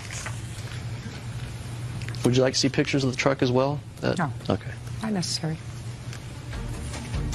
Oh, well, here's your problem. Breezy, you're Breezy, right? Yes. Here's your problem. It is clear to me that the two of you have a dispute in these text messages with regard to whose fault it was, etc. You know, clearly you were not yourself as a result of your mother's illness, because that's clear from these emails, and that there were certain stresses in your life. But when you say to him, in the future, you shouldn't off your artist until after the work is done would be enough for me to say that you breached this contract and I wouldn't let you do any work on me. That's a threat. I mean, I don't know anything about tattoos except that I've seen them. They're done with needles, right? Correct. I wouldn't let anybody near me with a needle who said to me I wouldn't take any action until after it was all done and I was happy. You want to say anything to me? I would love to. Go ahead. After 6 months of tattooing on him, I canceled 2 appointments. Well, that's too many. One being I'm a sole provider of my children. I only work 5 hours a day because I have preschool pickup, drop off, daycare closes. Whatever. Listen, Okay. He's not your mother. He's not your No, sister. he's He's not. not your brother. He was a you friend. Just a second. You canceled 2 appointments. Not tragic. My second appointment I canceled was because his appointment was 2 days after my mother died. You canceled the 2 appointments. He called and made 4 appointments, 2 weeks, 2 hours back to back. No showed on every one of them. I only work 5 hours a day. Show you know me. show. Show It's me. right here. He says that that's not true. Right here. It's in pencil, Your Honor. It doesn't matter if it's in pencil. Let me take a look at it. That's my appointment book. Here's my apprentice who helps make all my appointments. Do you remember independently making these appointments? She wasn't there at that time. Just a second. Just answer my question. Do you remember independently making these appointments, yes or no? During that point in time. Just answer my no. question. Fine. Thank you. I want you to give me the date of the first appointment. Would you give that book back to her, please? Give me the date of the first appointment you say he missed.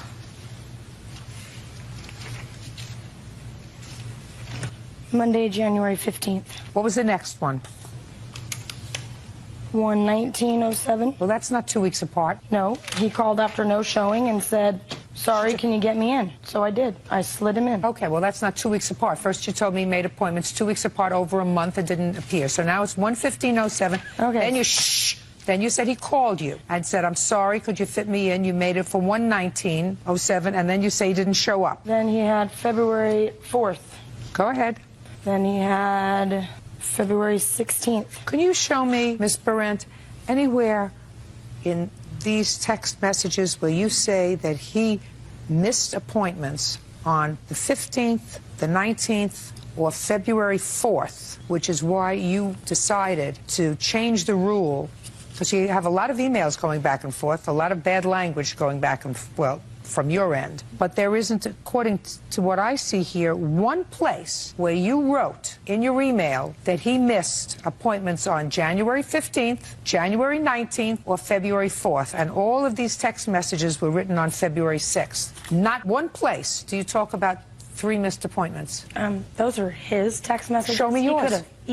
That phone was dropped in the toilet. How? But he could easily have left off the first 4 emails for you. He could have. You know? And your phone maybe could have been dried off from the toilet. You have to take care of the rest of his tattoo. That was your contract with him. I never had a problem with that. That Ever. was your contract. How much will it cost to finish the tattoo? It's an estimate because, I mean... How much is the estimate? I have it right here if you'd like to see it. He believes it to be between $1,440 and $1,800. Can I see, please? It depends on the work. Where is it? Is it on your arm? It's on both arms. And got it. There's not more than $600 left there. Well, then you should have done it yourself. I would love to. Well, you can't because you threatened him. Okay. Now, you also don't mention anywhere the sexual harassment that you talk about. You want to tell me about it? Yeah, the entire time I worked on him, it was fondling me, grabbing on me. I leave my life for you the whole time. That's why she's good. here. Okay. I don't believe you. I don't believe you. Judgment for the plaintiff in the amount of $1,500. The counterclaim's dismissed. That's all. Parties are excused. You may step out. Francesca Lane says her son's ex-girlfriend, Kristen Hess, and her mom, Susan, owe for medical bills resulting from Kristen being rushed to the emergency room. Ugh, what ridiculousness. I mean, I just don't understand what apparently are intelligent people getting themselves involved in somebody else's mess. Miss Lane, according to you, you allowed this young lady, would that be you? The child of this young lady over here, to move into your house because she was the girlfriend of your 15-year-old son. Nothing could be dumber.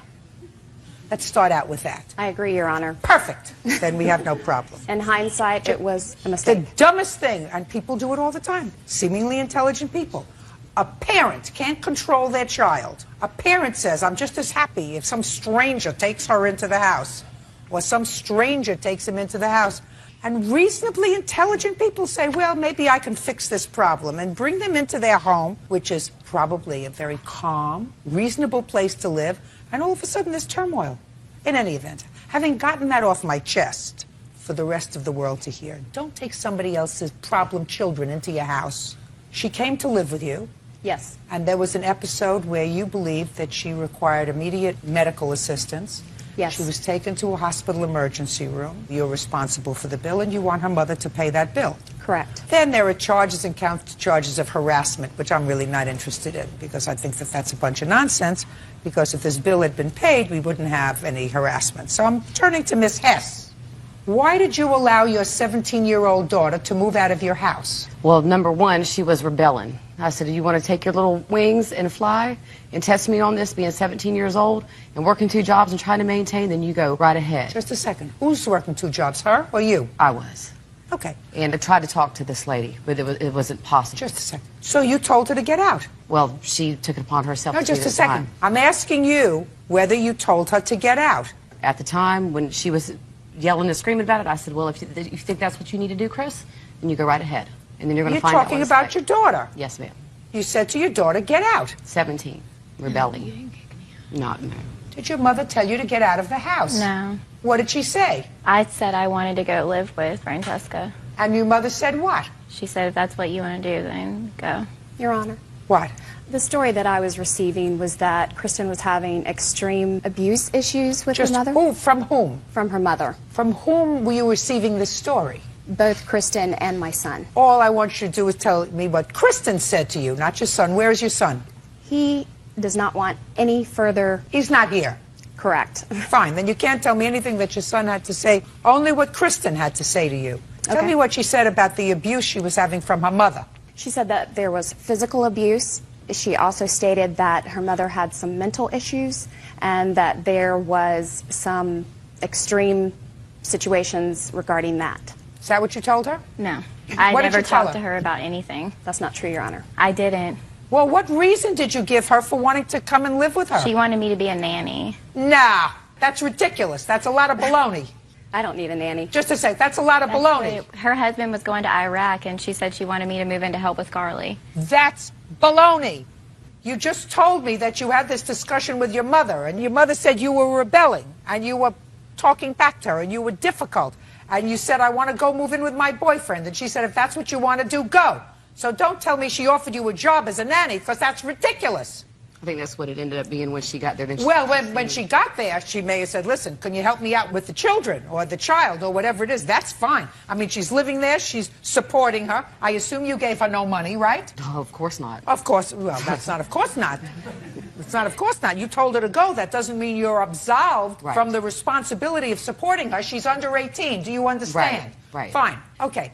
So, when she got there, she said, listen, you're here, you're eating my food, you're living under my roof, you're using my gas and electric and water and telephone, you can help out with the kids. But that's not why you went. Now, tell me about this episode that landed you in the hospital. You had a what? Urinary tract infection. From too much sex? No. From what? I get them.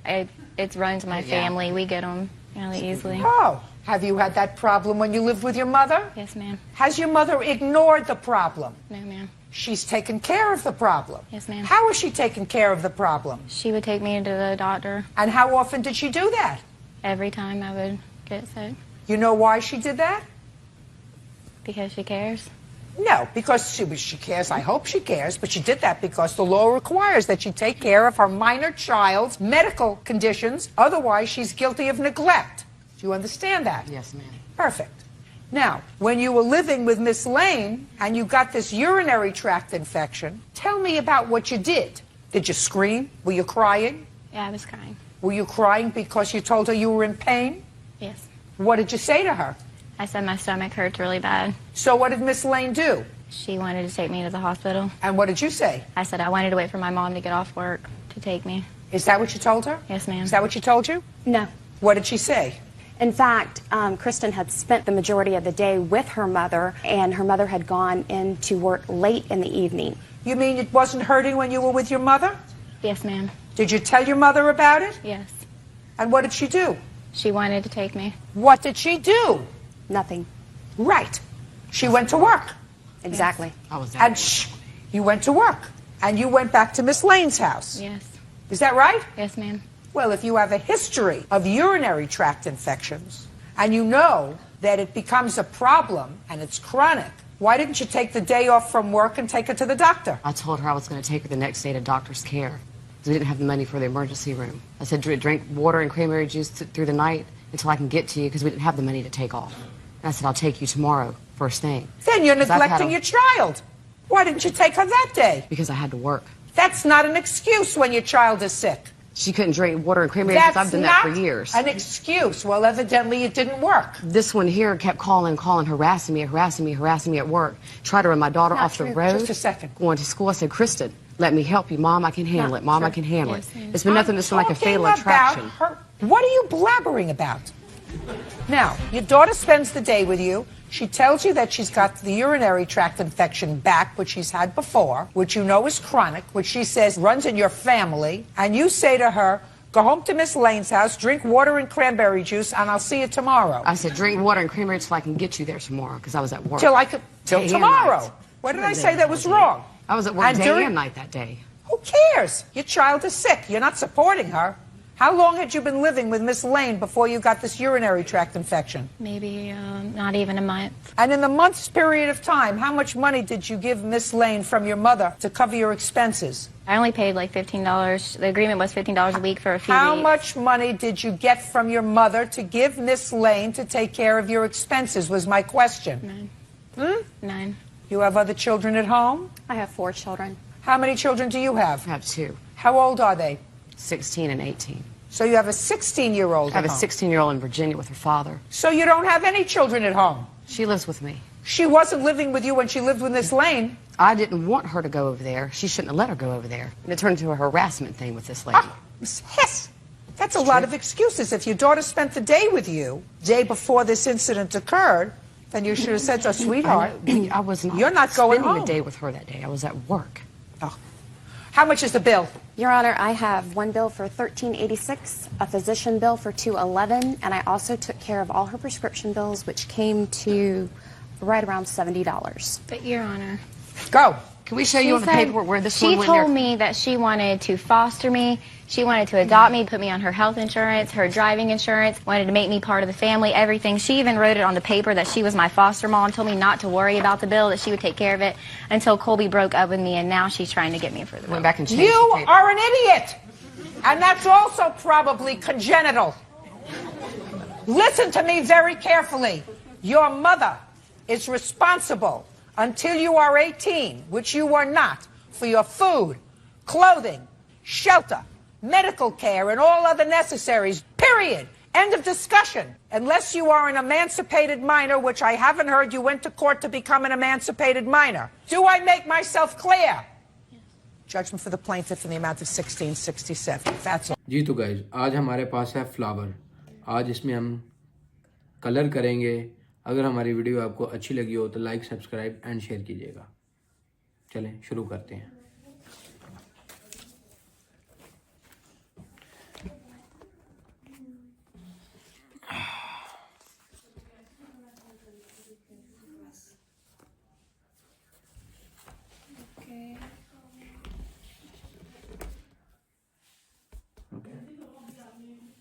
Okay.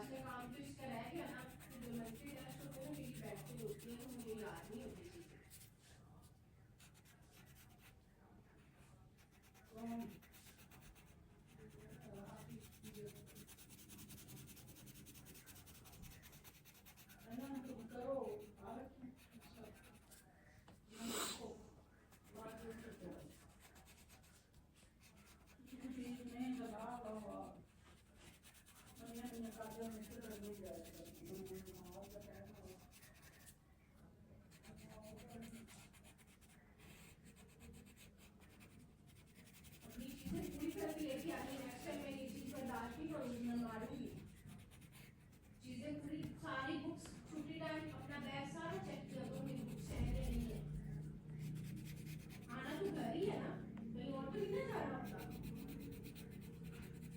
फिर आपका काम रह जाता है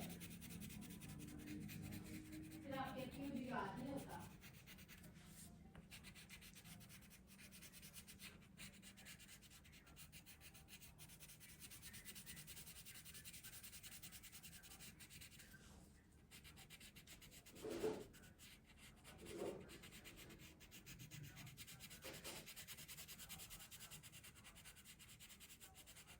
आपका पहले वाला काम है जीवन नहीं यूज करते हो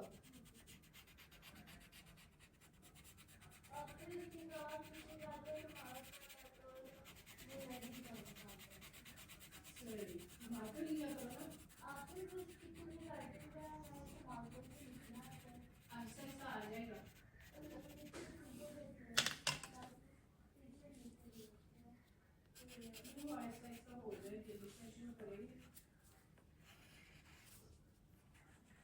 हमारी 3 क्लास की फ्रेंड्स आ गई